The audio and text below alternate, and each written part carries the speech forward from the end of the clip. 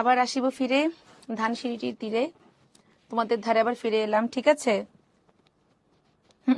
সমস্যা নেই শর্মিলা আপু, এখন থেকে ক্লাস করো। হ্যাঁ, আচ্ছা। তো জেনেটিক্স এবং বিবর্তন এটা খুবই মজার একটা চ্যাপ্টার এবং আমাদের বাস্তব জীবনের জন্য অত্যন্ত গুরুত্বপূর্ণ। কেন? কারণ দেখো, আমরা যেহেতু আমাদের উদ্দেশ্য হলো ঢাকা ভার্সিটি এবং যে কোনো একটা ভার্সিটি সরকারি, এবং ঢাকা ভার্সিটিতে একদম টপ মোস্ট ডিপার্টমেন্ট হলো জেনেটিক ইঞ্জিনিয়ারিং। এবং বিশ্বাস করবা কিনা জানি না, অনেকেরই প্যাশন থাকে যে বুয়েটে বা মেডিকেলে টিকার পরেও শুধুমাত্র জেনেটিক ইঞ্জিনিয়ারিং এর জন্য ডিউতে ভর্তি হয়। যেমন তোমাদের সামির ভাইয়া, তোমরা অনেকেই সামির ভাইয়ের ক্লাস হয়তো করেছো আমাদের উদ্ভাসের। তো এরকম অনেকেই আছেন যারা কিনা তোমার জেনেটিক ইঞ্জিনিয়ারিং এর প্রতি প্যাশন থেকে এই ডিপার্টমেন্টে আসে। এই যে করোনা ভাইরাসের কারণে আমাদের পুরো পৃথিবী ওলটপালট হয়ে গিয়েছিল, তখন কিন্তু একমাত্র এই মাইক্রোবায়োলজিস্টরা জেনেটিক ইঞ্জিনিয়ারিং অ্যাপ্লাই করে তোমার ভাইরাসের জিনোম সিকোয়েন্সিং আবিষ্কার করতে পেরেছিলেন বিধায় আমরা আমাদের ভ্যাকসিন আবিষ্কার করতে পেরেছি। তবে দুঃখজনক হলো যে বাংলাদেশে এখনো জেনেটিক ইঞ্জিনিয়ারিং এর এরকম পিওর ফিল্ড ক্রিয়েট হয়নি। সাধারণত যারা জেনেটিক ইঞ্জিনিয়ারিং থেকে পাশ করে ওরা মাইক্রোবায়োলজি বা ফার্মাসিউটিক্যালস কোম্পানিগুলোতে জব করে, ঠিক আছে? তো এই চ্যাপ্টার থেকে আমরা পড়লে আরো কিছু জিনিস বুঝবো, যে ধরো কেন তোমার বাবা মা ফর্সা কিন্তু তুমি হয়ে গেলে কালো, বাবা ফর্সা মা কালো, তুমি হইলা ফর্সা বাট তোমার বাচ্চা কাচ্চাগুলো হয়ে গেল কালো। তাহলে এই যে তোমার বিভিন্ন রকমের তারতম্য হচ্ছে, এক বৈশিষ্ট্য আরেক বৈশিষ্ট্যের মধ্যে মানে বিস্তারিত হচ্ছে, এটা আমরা বুঝবো জিনতত্ত্ব এবং বিবর্তনের সাহায্যে। আর আরেকটা কথা কি জানো, আমরা অনেকে অনেক সময় মন খারাপ করি যে হ্যাঁ আমি ইঞ্জিনিয়ারিং পরীক্ষা দিতে পারলাম না, মেডিকেলে পরীক্ষা দিতে পারলাম না।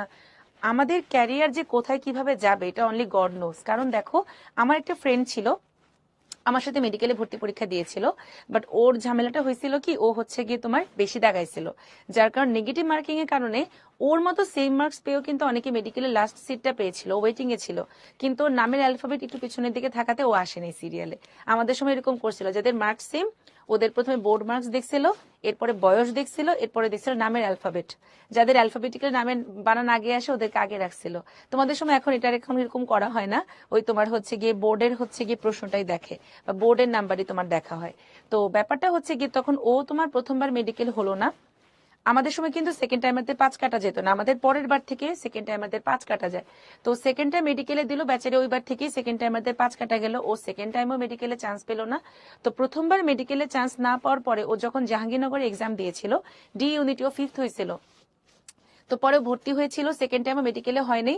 পরে ও হচ্ছে গিয়ে তোমার জাহাঙ্গীরনগরে কন্টিনিউ করছে এবং ও ডিপার্টমেন্টে ফার্স্ট হইতো সব সময়, সিজিপি অলওয়েজ তোমার 3.9 আউট অফ 4 এরকম থাকতো, ডিপার্টমেন্টে ফার্স্ট হয়েছে। পরে স্কলারশিপ নিয়ে ও বিদেশে চলে গেছে এবং সেখানে ভালো জব করতেছে, পিএইচডি করতেছে। তাহলে দেখো, এই যে ও আর আমি কিন্তু সেম ব্যাচমেট, কিন্তু দেখো ডাক্তারিতে অ্যাকচুয়ালি কি, আমি এমবিবিএস পাশ করা মানে কিন্তু আমি এখন ফুল প্রুফ ডাক্তার, কিন্তু বাংলাদেশের প্রেক্ষাপটে কিন্তু অ্যাকচুয়ালি মানুষ এমবিবিএস ডাক্তারদেরকে দাম দেয় না। দেখা যায় ঢাকার বাইরে পেরিফেরি বা উপজেলা এসব জায়গায় এমবিবিএস ডক্টররা কিন্তু অনেক রোগী দেখে অনেক কামাইতে পারে এবং ওদের যোগ্যতা অনেক ভালো থাকে।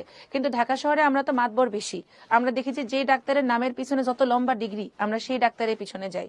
যেমন ধর আমার নিজের নামখানি তো অনেক বিশাল বড়, ইখতিয়ার উদ্দিন মোহাম্মদ বিন বখতিয়ার খলজির মতো।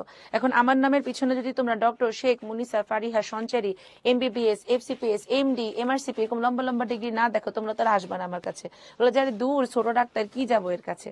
তো যার কারণে দেখো আমি কিন্তু এখনো হায়ার এডুকেশনের জন্য পড়াশোনা করতেছি। ইভেন যত বেশি জার্নাল আপগ্রেডেড হবে আমাদের ডাক্তারদের তত বেশি পড়াশোনা করতে হবে তোমার মানে চলমান বিশ্বের সাথে আমাদের বাংলাদেশের চিকিৎসা স্বাস্থ্যকে মানে একদম স্মার্ট ওয়েতে আপগ্রেডেড রাখার জন্য। কিন্তু দেখো ওর কিন্তু মোটামুটি পড়াশোনা শেষ, এখনো বাইরের কান্ট্রিতে চলে গেছে, সেখানে একটা স্টেবল জব করতেছে, স্টেবল ফ্যামিলি আছে। বা দেশেও যারা যে মানে একটা মাস্টার্স করে বা তোমার এমএস করার পরে যারা হচ্ছে একটা স্টেবল জবে ঢুকে গেছে, ওদের কিন্তু জীবনে আর কোনো পড়াশোনা নেই। তাহলে তোমার নাম বা তোমার রিজিক যে যেখানে যেভাবে আছে এটা কিন্তু অ্যাকচুয়ালি কিভাবে কি হবে বলাটা মুশকিল। এই জন্য আমরা যারা হয়তো ইঞ্জিনিয়ারিং বা মেডিকেলে পরীক্ষা দিতে না পেরে ভার্সিটিটা কন্টিনিউ করছি তারা একদমই মন খারাপ করবা না। যারা শুরু থেকে একদম দৃঢ় চিত্তের যে না আমি ভার্সিটিতে পড়বো, তোমাদেরকে আমি বরাবরই হ্যাটস অফ দিই। কারণ এই যে তোমার বাংলাদেশে যেখানে সবাই তোমার হচ্ছে গিয়ে মানে মানুষের লোকের কথায় তাল মিলায় গা ভাষায় মেডিকেল বা ইঞ্জিনিয়ারিং এ ভর্তি হয়, সেই জায়গায় তোমরা নিজেরা নিজেদের মানে স্ট্যান্ডে থেকে ভার্সিটির কোচিং করতো, সেটার জন্য অ্যাকচুয়ালি তোমরা মানে কি বলবো প্রশংসা পাওয়ার যোগ্য। সো যারা শুরু থেকে ভার্সিটি প্রিপারেশন নিছো তোমরা কন্টিনিউ করো, ইনশাল্লাহ তোমরা হচ্ছে ভালো করতে পারবা। হ্যাঁ আসলে 3 জায়গায় রুগী দেখে, এটা তোমার এই জন্য সমস্যাটা বেশি হয় বুঝছো। এই যে ম্যাথস ডিএমএফ যারা কিন্তু এমবিবিএস ডাক্তার না, ওরা এখন 6 মাস ইন্টার্নি করে রোগী দেখবে এবং তোমরা হ্যাগো কাছেই যাবা, বইলা লাভ নাই। সাধারণ মানুষ এদের কাছে যাবে, কারণ সাধারণ মানুষ তখন পিটাইতে পারে শুধু ডাক্তারদেরকে, কিন্তু 2 নম্বরে ডাক্তারদের কাছে ঠিকই যায়, বুঝছো? আচ্ছা, না পড়লে কি, না কিছুই না সিনথিয়া, তোমার বায়োলজি রিলেটেড সাবজেক্টে যে পড়তে হবে এমন কোনো কথা নেই। মেডিসিন সামিরান, আমার নাম কি অনামিকা? আচ্ছা, আমার নাম সঞ্চারী। এই নাম শুনে অনেকে বলে আপু আপনি কি হিন্দু না মুসলিম? আমি খাঁটি মুসলিম, ঠিক আছে। আচ্ছা, স্বাস্থ্য জিএসটি থেকে বের হয়ে গিয়েছে, ভার্সিটি প্রিপ নিয়েছিলাম, সাস টার্গেটে রেখে এখন কি ইঞ্জিনিয়ারিং এ সুইচ করবো? না তুর্য, কোথাও সুইচ করার দরকার নেই। তুমি সাস্টের প্রশ্ন ব্যাংকটা দেখো যে গুচ্ছ হওয়ার আগে সাস্টের প্রশ্ন কেমন হতো, সেই অনুযায়ী পড়া কন্টিনিউ করো, ওকে? আচ্ছা, তাহলে চলো আমরা পড়া শুরু করি। জিনতত্ত্ব বিবর্তন থেকে আমাদেরকে কিভাবে পড়তে হবে খেয়াল করো। সকল সূত্রের অনুপাত, উদাহরণ, লিথাল জিনের উদাহরণগুলো ভেরি ভেরি ইম্পর্টেন্ট। লিথাল জিন এবং হচ্ছে তোমার পলিজেনিক ইনহেরিটেন্স, এই দুইটার যে উদাহরণগুলো আছে এগুলো আমরা খুব খুব খুব খুব ভালো করে পড়বো, ঠিক আছে। এরপরে হলো তোমার সেক্স লিঙ্কড ডিসঅর্ডার। এই sex link disorder checker board গুলো রিটার্নে আসতে পারে। আমাদের বড় বড় চেকার বোর্ড যেমন প্রথম সূত্র, দ্বিতীয় সূত্র, এরপরে এপিস্টাসিস, এগুলোর কিন্তু তোমার চেকার বোর্ড আসবে না, জাস্ট উদাহরণ আর অনুপাত আসবে। কিন্তু সেক্স লিঙ্ক ডিসঅর্ডার এগুলো কিন্তু চেকার বোর্ড আসতে পারে, যে বাবা মার জিনোটাইপ দিয়ে বলে দিল সন্তান কেমন হবে। এরপরে হচ্ছে রক্ত সঞ্চালন বা ব্লাড গ্রুপিং, এটা ইনফিনিটি স্টার। এখান থেকে অনেকবার প্রশ্ন এসেছে, তোমাদের সময় আসতে পারে both written and MCQ. Infinity star, রক্ত সঞ্চালন। এরপরে হচ্ছে আমাদের বিবর্তন থেকে আমরা ল্যামার্ক এবং ডারউইন, আমাদের স্লাইডে আমরা যতটুকু পড়বো অতটুকু আমরা প্রথমে ভালো করে পড়বো। এরপরে আরো কিছু টপিক আছে যেমন নিষ্ক্রিয় অঙ্গ বা বিলুপ্ত প্রায় অঙ্গ। নিষ্ক্রিয় অঙ্গগুলো পরীক্ষার জন্য ভেরি ভেরি ইম্পর্টেন্ট। তাহলে এই যে আমরা টপিকগুলো পড়লাম, এই টপিকগুলো মিলিয়ে আমরা এমসিকিউ প্লাস রিটেনের জন্য ভালো মতন প্রিপারেশন নিব, ঠিক আছে। আচ্ছা, ইনশাল্লাহ অনামিকা। ওকে, তাহলে চলো আমরা শুরু করি আমাদের জেনেটিক্স নিয়ে। তাহলে আমাদের জিন তত্ত্বের জন্য কে বলো দেখি, কে কে পারো? আমাদের জিন তত্ত্বের জন্য কে? একজন দুঃখিনী দাদা আছে, তার জীবনের একটা দুঃখ ভারী কাহানি আছে। সে জীবনে অনেক প্রতিকূলতা মোকাবেলা করে এই জিন তত্ত্ব আবিষ্কার করেছিলেন। এই জিন তত্ত্বের জন্য কে বলো?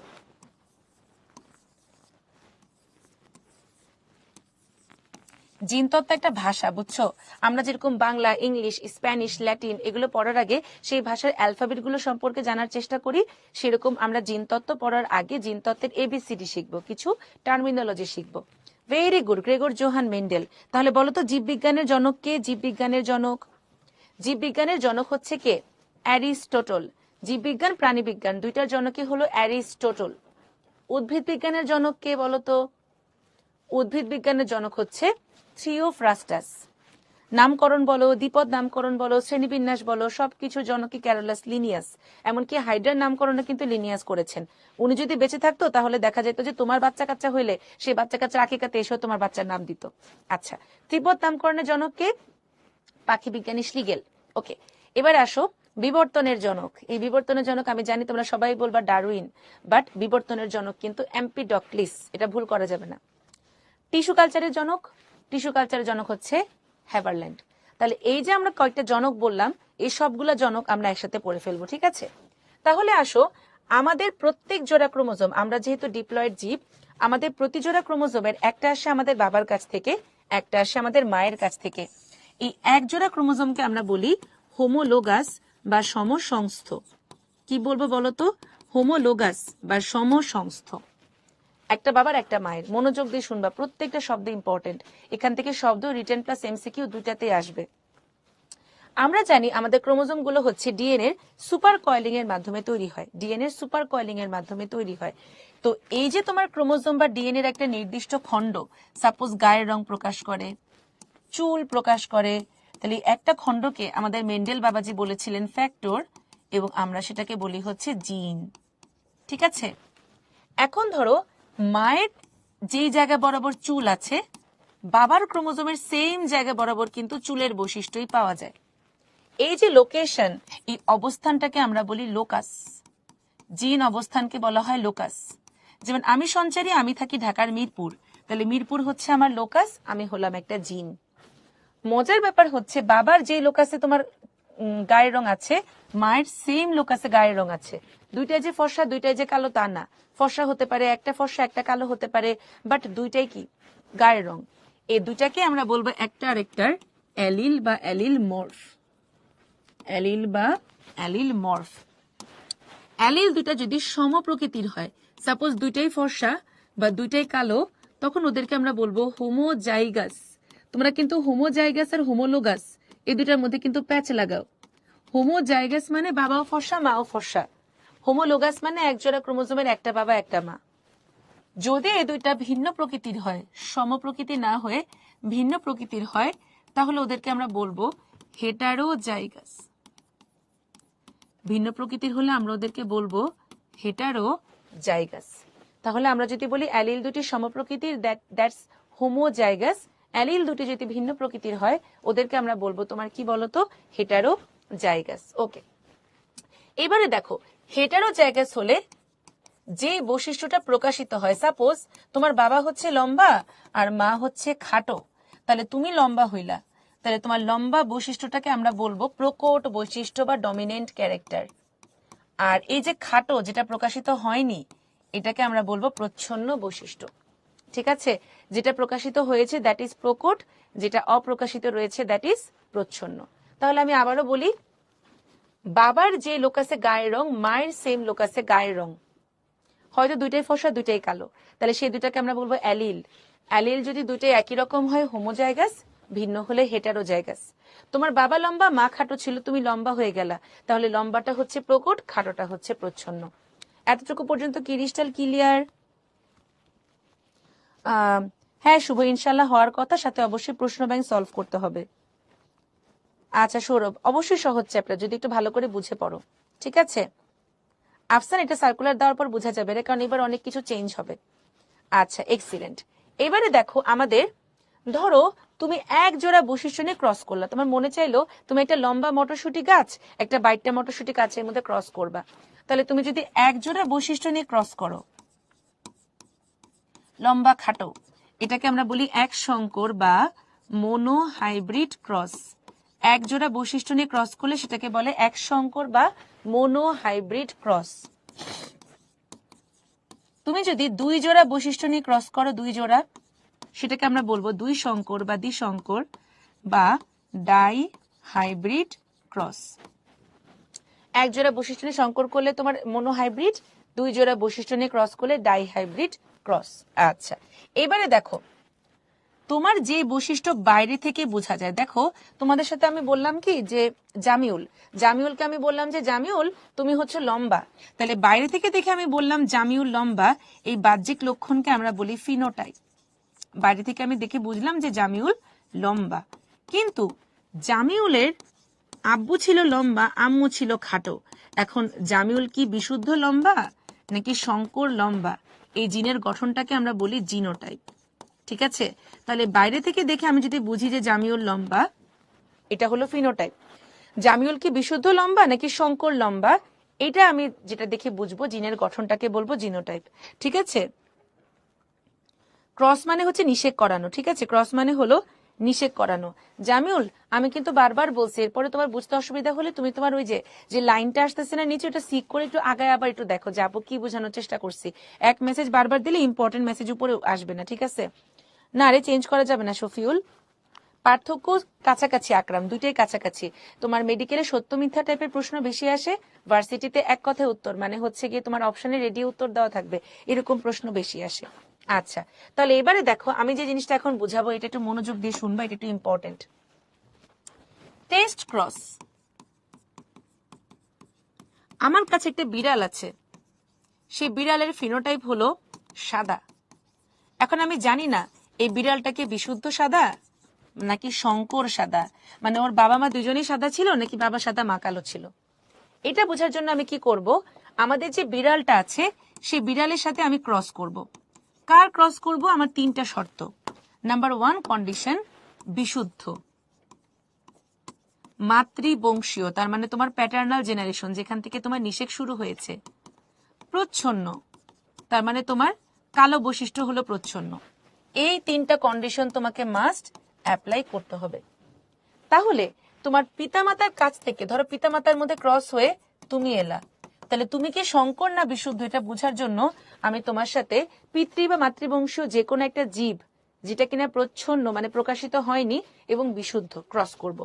তাহলে ক্রস করলে কাহিনী কি হবে দেখো, তুমি যদি বিশুদ্ধ হও, তোমাকে তাহলে তোমার মাতৃবংশীয় বিড়ালের একটার সাথে ক্রস করলে সবগুলা বিড়ালি কিন্তু কি কালার হবে বলো তো?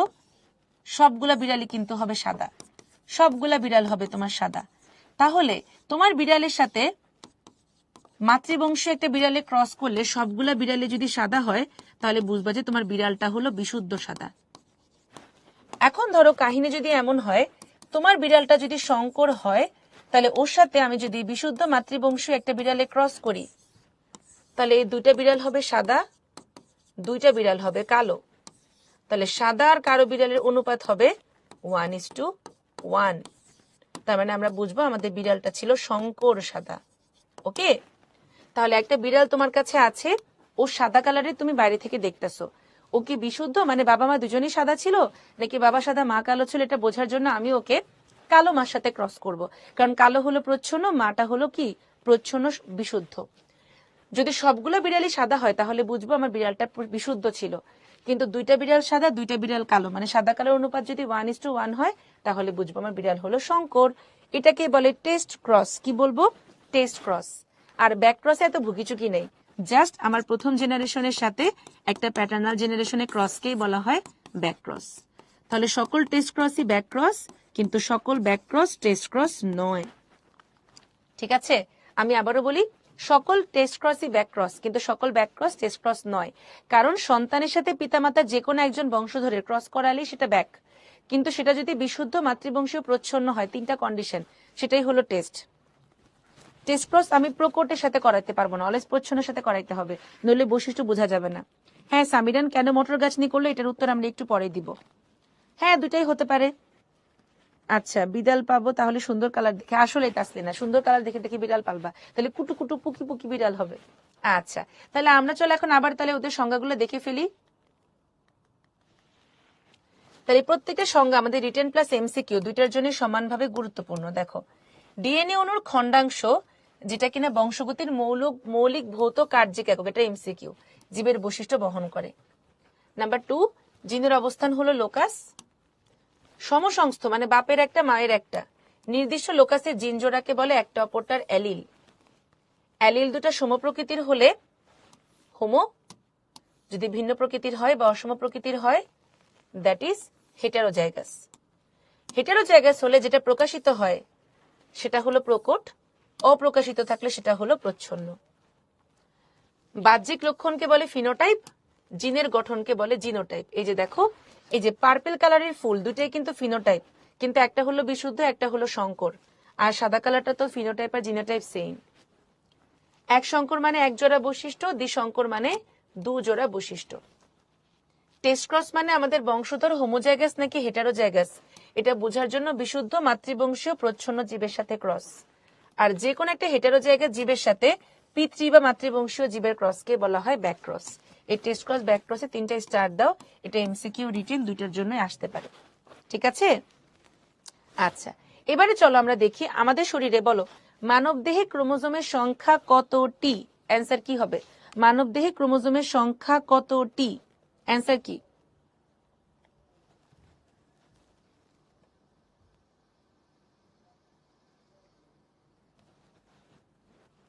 Very good. কতটি বললে অ্যান্সার হবে তোমার 46টি, আর কত জোড়া বললে অ্যান্সার হবে 23 জোড়া। তাহলে আমাদের শরীরে 46 বা 23 জোড়া ক্রোমোজোমের মধ্যে অটোজোম হলো 22 জোড়া, যেটা কিনা আমাদের দৈহিক বৈশিষ্ট্য প্রকাশ করবে, এবং লিঙ্গ নির্ধারণ করে এক জোড়া সেক্স ক্রোমোজোম বা হেটারোসোম, অ্যালোসোম, ইডিও ক্রোমোজোম।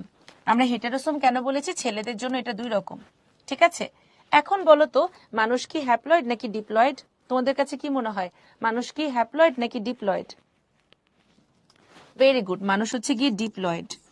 তো আমাদের হ্যাপ্লয়েড সংখ্যক ক্রোমোজোমের যে একটা সেট, যেমন 23টা ক্রোমোজোমের একটা সেটকে বলা হয় একটা জিনোম। ঠিক আছে, তাহলে আমাদের জনন কোষ বা হ্যাপ্লয়েড কোষে যে কয়টা ক্রোমোজোম আছে সেই ক্রোমোজোমের একটা সেটকে বলা হয় এক সেট জিনোম। তাহলে বলো তো মানুষের শরীরে কত সেট জিনোম আছে? জিনিসটা বোঝার চেষ্টা করো। তোমার শরীরে হ্যাপ্লয়েড ক্রোমোজোমে যে পরিমাণে জিন আছে তার একটা সেটকে বলে এক সেট জিনোম। তাহলে মানুষের শরীরে কত সেট জিনোম আছে? প্রকটে করালে সামিহা আমরা ওই যে 1:1 রেশিও পেলাম যেটা পাইতাম না, এই জন্য আমরা টেস্ট ক্রস প্রকটে করি না। না রে সামিরান, ছেলেদের একটা এক্স ক্রোমোজোম কম থাকে, ছেলেদের থাকে XY, মেয়েদের XX। সাবা ও হয়তো বাসার বাইরে গেছে, তখন কাম ঘটে গেছে, এই জন্য তো যারা বাসায় বিড়াল রাখে ওরা বিড়ালকে ক্যাস্ট্রেশন করে ফেলে। Very good, 2 set genome, 2 set. তাহলে মানব দেহে 2 সেট জিনোম পাওয়া যায়। আচ্ছা, এবারে দেখো আমরা একটু মেন্ডেলের কাহিনী বলি। সে ছিল একজন অস্ট্রিয়ার ফাদার। তার জীবনের বড় ইচ্ছা ছিল যে সে হবে একজন বড় সায়েন্টিস্ট। দারিদ্র্যের কষাঘাতে, তোমাদের বইতে এইভাবে লেখা আছে, বেচারা হয়ে গেল চার্চের পাদ্রী। কিন্তু তার চার্চের পাশে ছিল বিশাল বড় মটরশুটি গাছ। এখন তুমি কি করতে? তুমি মটরশুটি গাছ পাইলে মাটার পানির বানাইতা, ফ্রাইড রাইস বানাইতা, মটর ভাজি খাইতা। কিন্তু তার তো বহুত কাজ, মানে তার তো কোনো কাজকর্ম নাই। সে লম্বা, খাটো, চিকনা, মোটা, সবুজ, হলুদ, কুঞ্চিত, গোলাকার অনেক রকম মটরশুটি নিয়ে ক্রস করেছেন, মানে নিষেক করেছেন। 7 বছর বেটা এই কাজকর্ম করে টোরে তার সব রিসার্চ পেপার জমা দিয়েছিলেন কোথায়? এক্সপেরিমেন্টস ইন প্ল্যান্ট হাইব্রিডাইজেশন নামে উনি হচ্ছে ব্রু ন্যাচারাল হিস্ট্রি সোসাইটিতে জমা দিয়েছিলেন। কিন্তু তার নেপোটিজম নাই তো, সামান্য ফাদারের চার্চ, এজন্য তার কেউ পাত্তা দেয়নি। বেচারা সেই রিসার্চ পেপার নিয়ে মরে গেছে। এখন সে যে মটরশুটি নিয়ে গবেষণা করেছিল, তার মৃত্যুর ঠিক 16 বছর পর সেম গবেষণা 3 জন পৃথক বিজ্ঞানী করেছিলেন। ওনারা কিন্তু জানতেন না যে মেন্ডেল যে সেম গবেষণা করেছিলেন, এবং সেই বিজ্ঞানীরা পপুলার ছিল দেখে তারা নোবেল পেয়ে গেছেন। তখন কবরে শুয়ে শুয়ে মেন্ডেল বলেছেন, মাই হোল লাইফ ওয়াজ এ লাই। এই জন্য আমরা মেন্ডেলের প্রতি সম্মান রেখে আমাদের সূত্রগুলোকে বলি মেন্ডেলের প্রথম সূত্র, মেন্ডেলের দ্বিতীয় সূত্র। তাহলে তোমরা যারা প্রশ্ন করেছিলে যে আপু ওয়াই মটরশুটি গাছ, তুমি যদি এমন একটা গাছ নিয়ে গবেষণা করো যার ফুল ফল দিতে 1 বছর মানে 5 বছর সময় লাগে, তুমি তো ফলাফল পাওয়ার আগে মরে যাবা। এই জন্য আমাদেরকে এমন একটা গাছ সিলেক্ট করতে হবে যেটা স্বল্পজীবী, মাত্র 1 বছর বাঁচে, তাড়াতাড়ি ফুল দেয়, উভলিঙ্গ, যাতে করে আমাকে আলাদা আলাদা করে পুরুষ স্ত্রী ফুল বাছাই করতে না হয়, অনেক অনেক বৈশিষ্ট্য পাওয়া যায় যাতে করে আমি ইচ্ছা মতো ক্রস করতে পারি। তাহলে দেখো কি বললো, যে হচ্ছে তোমার ওরা 1 বর্ষজীবী এবং আয়ুষ্কাল স্বল্প হওয়াতে আমরা কুইক রেজাল্ট পাই। ফুলগুলো বড় বড় হওয়াতে পরাগায়ন করানোর সমস্যা হয় না। উভলিঙ্গ দেখে ছেলে মেয়ে আলাদা করে ফুল বাছাই করতে হয় না। বহু প্রকরণ দেখে আমরা অনেক রকম বৈশিষ্ট্য পাই। এটা কিন্তু রিটেনের জন্য পড়বা যে কেন মটরশুটি গাছ। তাহলে দেখো 5th কুইজ, পরীক্ষার জন্য মেন্ডেলের মটর গাছ বেছে নেওয়ার কারণ নিচের কোনটি? বহু বর্ষজীবী, আয়ুষ্কাল দীর্ঘ, এক লিঙ্গ, বহু প্রকরণ। সবাই অ্যান্সার করো। পরীক্ষার জন্য আমাদের মেন্ডেল কেন মটরশুটি গাছ বেছে নিয়েছিলেন? আসলেই সৌরভ ভালো কথা বলছে, সবাই মরে যাওয়ার পরে মানুষ তাকে সম্মান দেয়, কষ্ট।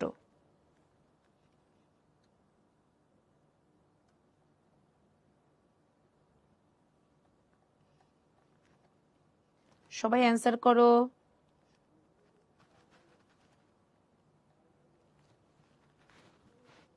আচ্ছা, তাহলে অ্যান্সার কি হবে বলো তো? এখানে অ্যান্সার হবে তোমার হচ্ছে বহু প্রকরণ। কেন?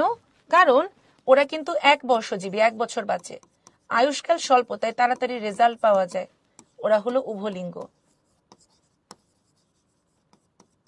আচ্ছা, তাহলে চলো আমরা এখন দেখি বাকি প্রশ্নগুলো। উনি কত জোড়া বাহ্যিক বৈশিষ্ট্য নিয়ে কাজ করেছিলেন? 7 জোড়া। আর গবেষণা করেছিলেন 7 বছর। মিল আছে কিন্তু, ঠিক আছে। জীবের কোন প্রজাতির 1 সেট হ্যাপ্লয়েড ক্রোমোজোমে বিদ্যমান জিনের সমষ্টিকে কি বলে? খুবই স্ট্যান্ডার্ড প্রশ্ন, অ্যান্সার হবে জিনোম। তাহলে অ্যালিল কি ছিল? নির্দিষ্ট লোকাসের জিন জোড়ার একটাকে আরেকটা অ্যালিল বলে। ক্যারিওটাইপ, ওদের ক্রোমোজোমের যে গঠন, সে ক্রোমোজোমের গঠনকে বলে ক্যারিওটাইপ। জিনের গঠনকে বলে জিনোটাইপ, ক্রোমোজোমের গঠনকে বলে তোমার ক্যারিওটাইপ। আমরা কিন্তু ক্যারিওটাইপিং করে জিনোম সিকোয়েন্সিং বের করতে পারি। অ্যালোজোম, অ্যালোজোম বলেছিলাম আমরা সেক্স ক্রোমোজোমকে, তাই না? আচ্ছা, তাহলে অ্যান্সার হবে জিনোম। এবারে চলে আসি মেন্ডেল পরীক্ষার জন্য মটর গাছ কেন বেছে নিয়েছিলেন। দেখছি এই প্রশ্নটা কতবার আসছে। স্বপরাগী ফুল, বীজের আকার, কাণ্ডের দৈর্ঘ্য, ফুলের অবস্থান। এটা কেন হবে বলতো? স্বপরাগী ফুল, ও নিজে নিজে কি করতে পারে? পরাগায়ন করতে পারে, এই জন্য। এবারে চলো আমরা একটু মেন্ডেলের প্রথম সূত্র নিয়ে কথা বলি। তার আগে আমরা পুরা মেন্ডেলকে এক স্লাইডে নিয়ে আসার চেষ্টা করব। তাহলে আমাদের মেন্ডেল বাবাজি কয়টা সূত্র দিয়েছিলেন? 2টা সূত্র, প্রথম সূত্র, দ্বিতীয় সূত্র। তাহলে আমাদের প্রথম সূত্রকে বলা হয় পৃথকীকরণ সূত্র বা ল অফ সেগ্রেগেশন। ইংরেজিগুলো কিন্তু পড়বা, কারণ তোমরা তো আবার বাপের আগে মোহাম্মদ না যুক্ত করে দিলে বাপে চিনো না, ঠিক আছে? হয়তো পরীক্ষা দিয়ে দিবে ল অফ সেগ্রেগেশন, তুমি বলবা আল্লাহ আপু প্রশ্ন এত কঠিন আসছে, কোত্থেকে যে দিয়েছে প্রশ্ন, বাট এটা অ্যাকচুয়ালি ইংরেজি ছিল, ঠিক আছে। তাহলে law of segregation, law of independent assortment. তাহলে পৃথকীকরণ সূত্রকে আমরা করেছিলাম মটরশুটি গাছ এবং তোমার হচ্ছে গিনিপিকের উপরে। আর স্বাধীনভাবে সঞ্চালনের সূত্র করা হয়েছিল কিসের উপরে তোমার? এটাও করা হয়েছিল মটরশুটি গাছের উপরে। তাহলে আমাদের এই পৃথকীকরণ সূত্রের রেশিও ছিল কতটুকু? 3:1। এটা কিন্তু গিনিপিকের উপরেও করা হয়। গিনিপিক হলো তোমার কি বলতো, অনেকটা খরগোশের মতো। আর স্বাধীনভাবে সঞ্চরণের সূত্র হলো 9:3:3:1। আচ্ছা, এবারে আমরা চলে আসি আমাদের এগুলোর এক্সেপশনালের কাছে। পৃথকীকরণ সূত্রটা কি ছিল দেখো, ধরো আমি যদি বলি যে, আচ্ছা আমরা একটু লিডার বোর্ডটা দেখি। ভুল করেছে তোমার অনন্যা, সীমান্ত, দিবস, তানিম, সাজিদ, ভেরি ব্যাড। মেহরিন, ওহি, জয়া, রায়হান, নিঝুম, সবুজ, ওকে সাভুগ না সভুগ, আচ্ছা আরমিন, তৌহিদ, ঝিমি, রাফিয়া, তোমাদের সবাইকে কংগ্রেচুলেশনস। বেটা 7 বছর ধরে পরীক্ষা করছে আর আমার একদিনে পড়াই দিচ্ছেন। আসলে আশরাফুল ভালো কথা বলছে, সে তো অনেক কিছু পরীক্ষা করছে কিন্তু সে তো আমাদের সামনে রেডিমেড রেজাল্টটা নিয়ে আসছে, এই জন্য তোমাদেরকে 1 বছর পড়াই দিচ্ছে। আর 1 বছর কই পড়াইছি বেটা? 9-10-এ পড়াইছি, এরপরে তোমার কলেজে 2 বছর ধরে পড়াইছি, এখন এসে কত নাম্বার বার তাহলে হইতেছে ক? এখন তুই যদি না পড়িস তাহলে দোষ তো তোর। আচ্ছা তাহলে দেখো যেটা আমরা বলতেছিলাম, ধরো কাকে দিবার এক্সাম্পল দিব, ধরো তোমার হচ্ছে নিশি। নিশি হচ্ছে যাকে পছন্দ করে সে হলো কালো, এটা নিয়ে আন্টির মনে জাগে দুঃখ। আন্টি নিশিকে বিয়ে দিতে চায় না, কিন্তু ভালোবাসার কাছে সব হার মেনে নিশি অবশেষে বিয়ে করলো। কিন্তু দেখা গেল নিশির বাবুগুলা নিশির মতোই ফুটফুটে সুন্দর হয়ে গেল। তখন আন্টির মনে সব দুঃখ দূর হয়ে গেল, কিন্তু পিকচার আভিবি বাকি হ্যায়। দেখা গেল নিশার যখন নাতি হলো, আন্টির ঘরের পুতি হয়ে গেল কালো। তাহলে এই যে দেখো, নিশির হাজবেন্ড কালো হওয়ার পরে ওর বাচ্চাগুলা কিন্তু ফর্সা হয়েছে, তার মানে প্রথম বংশধরে আমরা সব প্রকট বৈশিষ্ট্যগুলা পেয়েছি। তাই বলে কি প্রচ্ছন্ন হারিয়ে গিয়েছে? না, পরবর্তী বংশধরে প্রচ্ছন্নগুলো আবার ফেরত এসেছে, ওরা আবার ফিরে এসেছে বিভিন্ন রূপে। তাহলে আমাদের মেন্ডেল বাবাজি বলে গিয়েছিলেন লাল আর সাদা মিলে প্রথম বংশধরে সবাই হবে লাল, সেকেন্ড বংশধরে সবাই হবে 3টা লাল 1টা সাদা। এটার ব্যতিক্রম কি হবে দেখো, লাল আর সাদা মিলে যদি হয়ে যায় গোলাপি, এটাকে বলে অসম্পূর্ণ প্রকটতা। তার মানে ফর্সা আর কালো বিয়ে করে যদি বাচ্চা কাচ্চা শ্যামলা হয়ে যায়, এটাকে আমরা কি বলবো? অসম্পূর্ণ প্রকটতা। এটা তোমার সন্ধ্যা মালতী বা মিরাবিলিস জালাপার উপরে এক্সপেরিমেন্ট করা হয়, বৈজ্ঞানিক নাম কিন্তু পড়বে। এটা রেশিও কত বলতো? 1:2:1। প্রথম বংশধরে সবাই গোলাপি, সেকেন্ড বংশধরে হলো একটা লাল, 2টা গোলাপি, 1টা সাদা। যদি লাল আর সাদার মধ্যে ক্রস করলে লাল সাদা ছোপযুক্ত ফুল পাওয়া যায়, তার মানে প্রকট প্রচ্ছন্ন দুইটা পাশাপাশি ওদের বৈশিষ্ট্য সমভাবে প্রকাশ করছে, এটাকে বলে সমপ্রকটতা। এটা পাওয়া যায় আন্দালুসিয়ান মোরগ মুরগির মধ্যে। এটার রেশিও কত? 1:2:1। আর যদি কোন একটা জিনের মিউটেশনের কারণে সেই জিনটা তোমার কি প্রয়োজনীয় প্রোটিন তৈরি করতে না পারে, সেটাকে বলে লিথাল জিন। সাপোজ তোমার শরীরে আরবিসি তৈরি করে হিমোগ্লোবিন, যদি সেই হিমোগ্লোবিনের জিনের কোনো মিউটেশন হয়, মানে পার্মানেন্ট চেঞ্জ হয়, তোমার সেই হিমোগ্লোবিনের জিনটা তৈরি হতে পারলো না, তোমার মধ্যে তাহলে রক্ত শূন্যতা দেখা যাবে। এই রোগটাকে বলে থ্যালাসেমিয়া, এবং যে জিনের কারণে তোমার জীবের মৃত্যু হচ্ছে তাকে বলে লিথাল জিন। এই লিথাল জিনের উদাহরণগুলো পরীক্ষার জন্য very very important. Hemophilia, thalassemia, creeper মুরগি, পা বিহীন বাছুর, জন্মগত ইকথিওসিস, এইসব এক্সাম্পলগুলো খুব ভালো করে বের করতে হবে, ঠিক আছে? আসলে সিনথিয়া ভালো কথা বলছে। আচ্ছা তাহলে এবারে চল আমরা চলে আসি আমাদের দ্বিতীয় সূত্রের ব্যতিক্রমের কাছে। আমাদের দ্বিতীয় সূত্রগুলোর মধ্যে কি কি ব্যতিক্রম আছে দেখো। সবার প্রথমে আসে হচ্ছে পরিপূরক জিন। পরিপূরক জিন মানে হচ্ছে আমাদের কোনো একটা বৈশিষ্ট্য প্রকাশে আমরা 2 জোড়া জিনকে নিব। এক্সাম্পল হচ্ছে মিষ্টি মটর উদ্ভিদ ল্যাথাইরাস অডোরেটাস, ওর রেশিওটা চেঞ্জ হয়ে কত হয়ে যাবে তোমার? 9:7। সেকেন্ডটা হলো এপিস্টেসিস। এই এপিস্টেসিসটা আমাদেরকে একটু ভালো করে বুঝতে হবে, আমরা আগে রেশিওটা দেখে নিই। একটা হলো প্রকট এপিস্টেসিস, আরেকটা হলো দ্বৈত প্রচ্ছন্ন ডমিনেন্ট ডুয়েল রিসেসিভ। প্রকট এপিস্টেসিস কার মধ্যে করা হয়? লেঘর্ন এবং ওয়াইন ডট মুরগি, লেগ হর্ন এবং ওয়াইন ডট মুরগি, এটা রেশিও চেঞ্জ হবে 13:3। আই হ্যাভ বাংলিশ লিখে ফেলছে, তোমরা ইংলিশ বাংলা মিলাই লিখো না, যে কোনো একটা লিখো। আপুটা বাংলিশ হয়ে গেছে। আচ্ছা, এই দুইটা শুধু ইংলিশ লিখছি, এগুলোকে বাংলা করে দেই। এটা হচ্ছে 9:7, এটা হলো 13:3, আর দ্বৈত প্রচ্ছন্ন হলো জন্মগত মুখ বধিরতা, কালা বোবা, এটা রেশিও হবে 9:7। আরেকটা এক্সেপশনাল আছে, পলিজেনিক ইনহেরিটেন্স। এটা তোমাদের উদাহরণগুলো ভেরি ভেরি ইম্পর্টেন্ট, এটার উদাহরণগুলো মেডিকেলে একবার এসেছিল, বুঝছো? সো পলিজেনিক ইনহেরিটেন্স খুব ভালো করে পড়বা। এটা রেশিও 1:4:6:4:1। তাহলে এই ছকের উপরে ইনফিনিটি স্টার দাও, জাইগেন্টিক বোম্বাস্টিক ইম্পর্টেন্ট। এখান থেকে আইদার উদাহরণ আসবে কিংবা অনুপাত আসবে, ঠিক আছে? বিজ্ঞানীদের নামগুলা কঠিন না, কঠিন হচ্ছে মুরগির নাম, Andalusian, leg horn, wine dot, এগুলা কঠিন। বিজ্ঞানীর নাম তো আর কঠিন না, তাই না? বাচ্চাগুলো কানা বাবা হয় কেন? কারণ দেখো, বাবা মার হয়তো জিনে সমস্যা ছিল, কিন্তু সেটা প্রচ্ছন্ন থাকাতে তারা সুস্থ ছিল, কিন্তু পরবর্তীতে বাচ্চা কাচ্চার মধ্যে এসে আবার প্রকট হয়ে গিয়েছে। আচ্ছা, থাকলো বানান ভুল লেখার নাম্বার পাই না। হরিদা শুনো, বৈজ্ঞানিক নাম কোনগুলা পড়বা যেগুলো বিগত বছরে পরীক্ষায় এসেছে, যেমন বিলুপ্ত প্রায় জীব। আবার দেখবা চ্যাপ্টার 1 সেকেন্ড পেপারে কিছু বৈজ্ঞানিক নামের সাথে বাংলা অর্থ দেওয়া আছে, সেগুলো ভালো করে লিখে লিখে প্র্যাকটিস করতে হবে, কারণ ডিউতে কিন্তু বৈজ্ঞানিক নাম অনেক সময় রিটেনে আসে। ঠিক আছে, তাহলে আমরা যেগুলো ক্লাসে বলে দিই সেগুলো পড়বা। তাহলে চলো এবার আমরা শুরু করি। আমরা কিন্তু বলেছিলাম অলরেডি আমাদের প্রথম সূত্র পড়া শেষ। সংকর জীবে বিপরীত বৈশিষ্ট্যের ফ্যাক্টরগুলো পাশাপাশি অবস্থান করবে এবং জনন কোষ সৃষ্টির সময় আলাদা হয়ে যাবে। এই সূত্রটা পড়বা রিটেনের জন্য। চেকার বোর্ড সাধারণত এত বড় আসবে না, ঠিক আছে? আচ্ছা, এবার দেখো আমাদের ব্যতিক্রমগুলো। অসম্পূর্ণ প্রকটতা সন্ধ্যা মালতী, কালো সাদা আন্দালুসিয়ান মুরগি, এই যে লিথালজিন, এখানে 3 স্টার। ঠিক আছে, তাহলে দেখো মারুন জিন বা লিথালজিন, আমাদের লিথালজিনটা তোমার কয় টাইপসের হতে পারে খেয়াল করো। লিথালজিনটা হতে পারে প্রকট, হতে পারে প্রচ্ছন্ন। আমি যদি বলি যে আমাদের প্রকট লিথালজিন হলো ক্যাপিটাল এক্স, প্রচ্ছন্ন লিথালজিন হলো স্মল এক্স।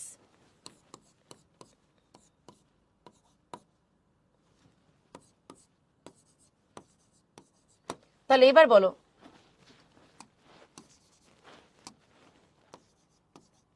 এই জীবটা কি মরবে?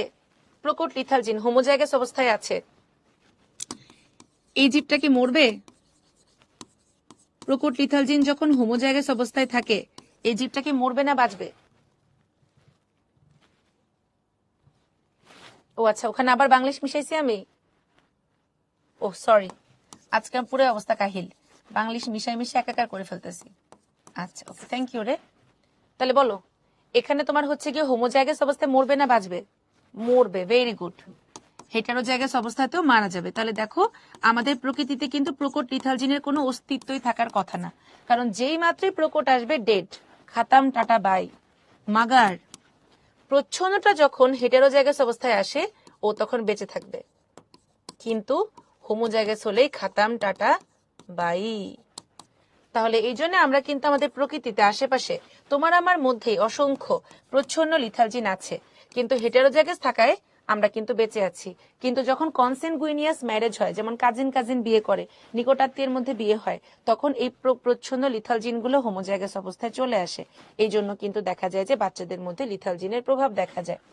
তাহলে দেখো, যে সকল লিথালজিনের কারণে 50%-এর বেশি জীব মারা যায় তাদেরকে বলে সেমি লিথাল, যেমন হিমোফিলিয়া, থ্যালাসেমিয়া। আর যাদের জন্য 50%-এর কম জীব মারা যায় তারা হলো সাবভাইটাল জিন, যেমন ড্রসোফিলা মাছির যদি একটা ডানা তৈরি না হয়, ড্রসোফিলা মাছি তো মরে যাবে না। তাহলে ড্রসোফিলা মাছির বিলুপ্ত প্রায় ডানাটা হচ্ছে গিয়ে কি বলতো, ওদের সাবভাইটাল লিথাল জিন। ব্র্যাকিফ্যালাঞ্জি কি লিথাল জিনের কারণে হয়? অবশ্যই না, কোনো প্রবলেম নাই তাসলিনা। বোবা কালার জন্য দায় জিনটাকে নষ্ট করে ফেলা যায়? হ্যাঁ, রাফিয়া জিন থেরাপি করে এখন বর্তমানে। রেটিনোব্লাস্টোমা চোখের একটা ক্যান্সার বা চোখের টিউমার। ছেলে শুধু মেয়ে হওয়ার জন্য দায়ী কি মেয়ের? শুধু ছেলে শুধু মেয়ে না রে, ছেলে মেয়ে হওয়ার জন্য দায়ী হচ্ছে ছেলে, মানে বাবা। তাহলে চলো আমরা দেখি সমপ্রকটতার ফিনোটাইপিক অনুপাত কত। সমপ্রকটতা সবই কি 1:2:1। লিথাল জিনের কারণে কোন রোগ হয়? দেখো, হিমোফিলিয়া এবং থ্যালাসেমিয়া। কারণ আমাদের রাতকানা কিন্তু তোমার হয় না, ঠিক আছে? ও সরি, বর্ণান্ধতা কিন্তু সেক্স লিঙ্ক ডিসঅর্ডার। সো যেখানে যেখানে বর্ণান্ধতা বা রাতকানা পাবো সেগুলো হবে না, হিমোফিলিয়া থ্যালাসেমিয়া হবে। অসম্পূর্ণ প্রকটতার জিনোটাইপিক অনুপাত সেম 1:1। তাহলে আমরা দ্বিতীয় সূত্র কিন্তু পড়ে ফেলেছি। এই সূত্র পুরোটা আমরা পড়বো তোমার কিসের জন্য? রিটেনের জন্য। যে ধরো আমরা যদি গোলাকার হলুদ আর কুঞ্চিত সবুজ মটরশুঁটি দানার মধ্যে ক্রস করি, প্রথম বংশধরে আমরা সবগুলা গোল হলুদ পাবো, কিন্তু পরবর্তী বংশধরে সবগুলা বৈশিষ্ট্য ভেঙে যাবে। গোল হলুদ, গোল সবুজ, কুঞ্চিত হলুদ, কুঞ্চিত সবুজ, মানে ইচ অ্যান্ড এভরি ক্যারেক্টার আলাদা হয়ে যাবে। ঠিক আছে, এটা তোমার প্রথমটার মতোই, জাস্ট এখানে তোমার হচ্ছে যে আমরা দুই জোড়া বৈশিষ্ট্য নিয়ে কাজ করি। তাহলে পরিপূরক জিন আমরা বলে ফেলেছি যে একটা বৈশিষ্ট্য প্রকাশের জন্য আমার দুইটা জিন দায়ী থাকবে। অনুপাত 9:7। ল্যাথাইরাস অডোরেটাস নামের মিষ্টি মটর উদ্ভিদে আমরা জানি যে যখন আমাদের প্রকট একসাথে আসে তখন আমরা পাবো বেগুনি ফুল, কিন্তু পরবর্তী বংশধরে পাবো 9:7। এবার দেখো এপিস্ট্যাসিস। এবার কাকে দিয়ে এক্সাম্পল দিব? ধরো তোমাদের সাথে দিবস আর হচ্ছে রিফাত, দিবস আর হচ্ছে রিফাত পড়াশোনা করতেছে। দিবস রিফাতের বাসায় এসে বললো চল দোস্ত খেলা দেখি। রিফাত বললো না দোস্ত, কালকে উইকলি এক্সাম আছে, খেলা দেখা যাবে না। তখন দিবস বললো আরে দোস্ত, খেলা তো পরীক্ষা তো আসবে যাবে, বাংলাদেশে খেলা তো আর আসবে না, চল আমরা খেলা দেখি। দিবসের প্রয়োজনে রিফাত করলো কি, পপকর্ন নিয়ে ওই দিন সারা রাত খেলা দেখলো, পড়াশোনা করলো না। পরের দিন পরীক্ষায় রিফাতও আন্ডা পারলো, দিবসও আন্ডা পারলো। তাহলে বলো এই যে পরীক্ষায় রিফাত দিবস দুজনে খারাপ করলো, এটার জন্য কে প্রভাবিত করেছে? রিফাতের খারাপ রেজাল্টের পিছনে কে প্রভাবিত করেছে বলো তো? আখি, তোমার সেক্স লিঙ্ক ডিসঅর্ডার গুলো চেকার বোর্ড দিতে পারে, কিন্তু এই পরিপূরক জিন, এপিস্টেসিস এত বড় বড় চেকার বোর্ড দিবে না ইনশাল্লাহ। দিবস, ভেরি গুড। তাহলে প্রভাবিত করেছে কি? দিবস। দিবসকে বলা হয় এপিস্ট্যাটিক জিন। আর কে প্রভাবিত হয়েছে? রিফাত। রিফাতকে বলা হয় হাইপোস্ট্যাটিক জিন। ঠিক আছে, তাহলে কি বললাম দেখো, আমাদের এপিস্ট্যাসিস মানে হলো, বলে না যে তোমার হচ্ছে গিয়ে যার বিয়ে তার খবর নাই, পাড়া পড়শির ঘুম নাই। এই যে জিনটা ওর নিজের লোকাসের উপরে খবরদারি না করে অন্য একটা লোকাসের জিনকে প্রভাবিত করছে। তাহলে প্রকট জিন যখন অন্য একটা নন অ্যালিলিক জিনের কার্যকারিতা প্রকাশে বাধা দিবে, দিবস বেচারা নিজে না কাজকাম কইরা, নিজে না পড়াশোনা করে খেলা দেখতো, সে নিজেও খেলা দেখছে না, পড়াশোনা না কইরা রিফাতরেও পড়াশোনা করতে দেয় নাই। একটা প্রকট জিন তার নিজের অ্যালিলকে তো প্রভাবিত করছেই, অন্য একটা নন অ্যালিলিক জিনকে তার কার্যকারিতা প্রকাশ করতে দেয় নাই। এটাকে বলে প্রকট এপিস্ট্যাসিস। ঠিক আছে, যে বাধা দেয় সে এপিস্ট্যাটিক, যে বাধা পায় সে হাইপোস্ট্যাটিক। তাহলে এটা আমরা কিসের মধ্যে পাবো? লেঘর্ন আর ওয়াইনডটের মধ্যে। যদিও ওয়াইনডট মুরগির মধ্যে পাওয়া যায় তোমার রঙিন পালকের বৈশিষ্ট্য আছে, কিন্তু লেঘর্নের সাদা পালকের দায় যে জিন, সেটা এমন কিছু এনজাইম তৈরি করে যার কারণে রঙিন পালক তার বৈশিষ্ট্য প্রকাশ করতে পারে না। ঠিক আছে, দাব্রাতা, দাব্রাতা ভালো কথা বলছে, বাংলাদেশের খেলা তাড়াতাড়ি শেষ হয়ে যায়। সামিহা, সব ক্রস, শুনো, তোমাদের চেকার বোর্ডে সব ক্রস লাগবে না, শুধুমাত্র সেক্স লিঙ্কড ডিসঅর্ডারের ক্রস গুলো একটু ভালো করে পড়বা। প্রথম সূত্র, দ্বিতীয় সূত্র ব্যতিক্রম, এত বড় বড় চেকার বোর্ড আসবে না, শুধুমাত্র সেক্স লিঙ্ক ডিসঅর্ডারের চেকার বোর্ড গুলো রিটেনের জন্য পড়বা। ঠিক আছে, তাহলে আসো আমরা দেখি এবার দ্বৈত প্রচ্ছন্ন এপিস্টেসিস। তোমাদের এখানে কারা ছোট ভাই বোন বা 3 ভাই বোন আছো বলো? কারা কারা এখানে 3 ভাই বোন আছো? দেখি অ্যান্সার করো তো, তোমাদেরকে দিয়ে এক্সাম্পল দিই। Thank you Meherin. আচ্ছা, ওকে, তাসলিনা, দৃষ্টি, কাশফি। আচ্ছা, আমরা হচ্ছে কাশফিকে দিয়ে এক্সাম্পল দিই। ধরো কাশফিরা হলো 3 ভাই বোন। ঠিক আছে, কাশফিরা ধরো 3 ভাই বোন। এটা হলো ধরো কাশফি। কাশফির মন খারাপ, আপু এখনো পড়াচ্ছে, হিজাব পড়াই দিলাম। এটা ধরো কাশফির ছোট বোন। কাশফির ছোট বোন খুশি কারণ কাশফি কাঁদতেছে। এটা ধরো তোমার কাশফির বড় ভাই, ও খুশি কারণ কাশফি কাঁদতেছে। এখন দেখো, কাশফি আর কাশফির ছোট বোনের মধ্যে তেমন ভালো সম্পর্ক নাই, ওরা খালি মারামারি করে। আবার ওদের বড় ভাইও কিছু এলে কাশফি আর ওর বোনকে পিটায়। তো কাশফির সাথে ওর বোনেরও ভালো সম্পর্ক নাই, ভাইয়েরও ভালো সম্পর্ক নাই। ভাই কিছু এলে খালি বাপ মা বাসা থেকে চলে গেলে কাশফি আর কাশফির ছোট বোনের ধরে ধরে পিটায়। এখন কাশফি আর কাশফির ছোট বোন যখন আলাদা আলাদা থাকে, ওদের নিজেদের মধ্যে ঝগড়া থাকে, ওরা তখন দুর্বল, ওরা ভাইয়ের বিরুদ্ধে কিছু করতে পারে না। তখন কাশফি ওর ছোট বোনকে বলল কি যে আয় আমরা হাত মিলাই, আমরা যদি একতাবদ্ধ থাকি বড় ভাই আমাদের কিছু করতে পারবে না। এইবার যখন কাশফি আর ওর ছোট বোন একতাবদ্ধ হয়ে গেল, এইবার বড় ভাই এসে যখন ওদেরকে পিটাইতে নিছে, ওরা উল্টা বড় ভাইরে ধরে পিটাইছে। তাহলে দেখো, দুর্বল জিন যারা আছে ওরা যখন আলাদা আলাদা থাকে তখন ওরা ওদের কার্যকারিতা প্রকাশ করতে পারে না। কিন্তু যদি দুইটা দুর্বল জিন একসাথে হোমোজাইগাস হয়ে যায় তখন ওরা ওদের প্রকট জিনকে কার্যকারিতা প্রকাশ করতে দিবে না। কাশফি একা একা ভাইয়ের মায়ের খাইতো, কিন্তু যখন ও আর ওর ছোট বোন একসাথে হয়ে গেল, এইবার ওরা উল্টা বড় ভাইয়ের পিটাইলো। আমাদের প্রচ্ছন্ন যে জিনগুলো আছে সেই প্রচ্ছন্ন জিনগুলো যখন আলাদা আলাদা থাকে তখন ওরা ওদের নিজেদের কার্যকারিতা প্রকাশ করতে পারে না।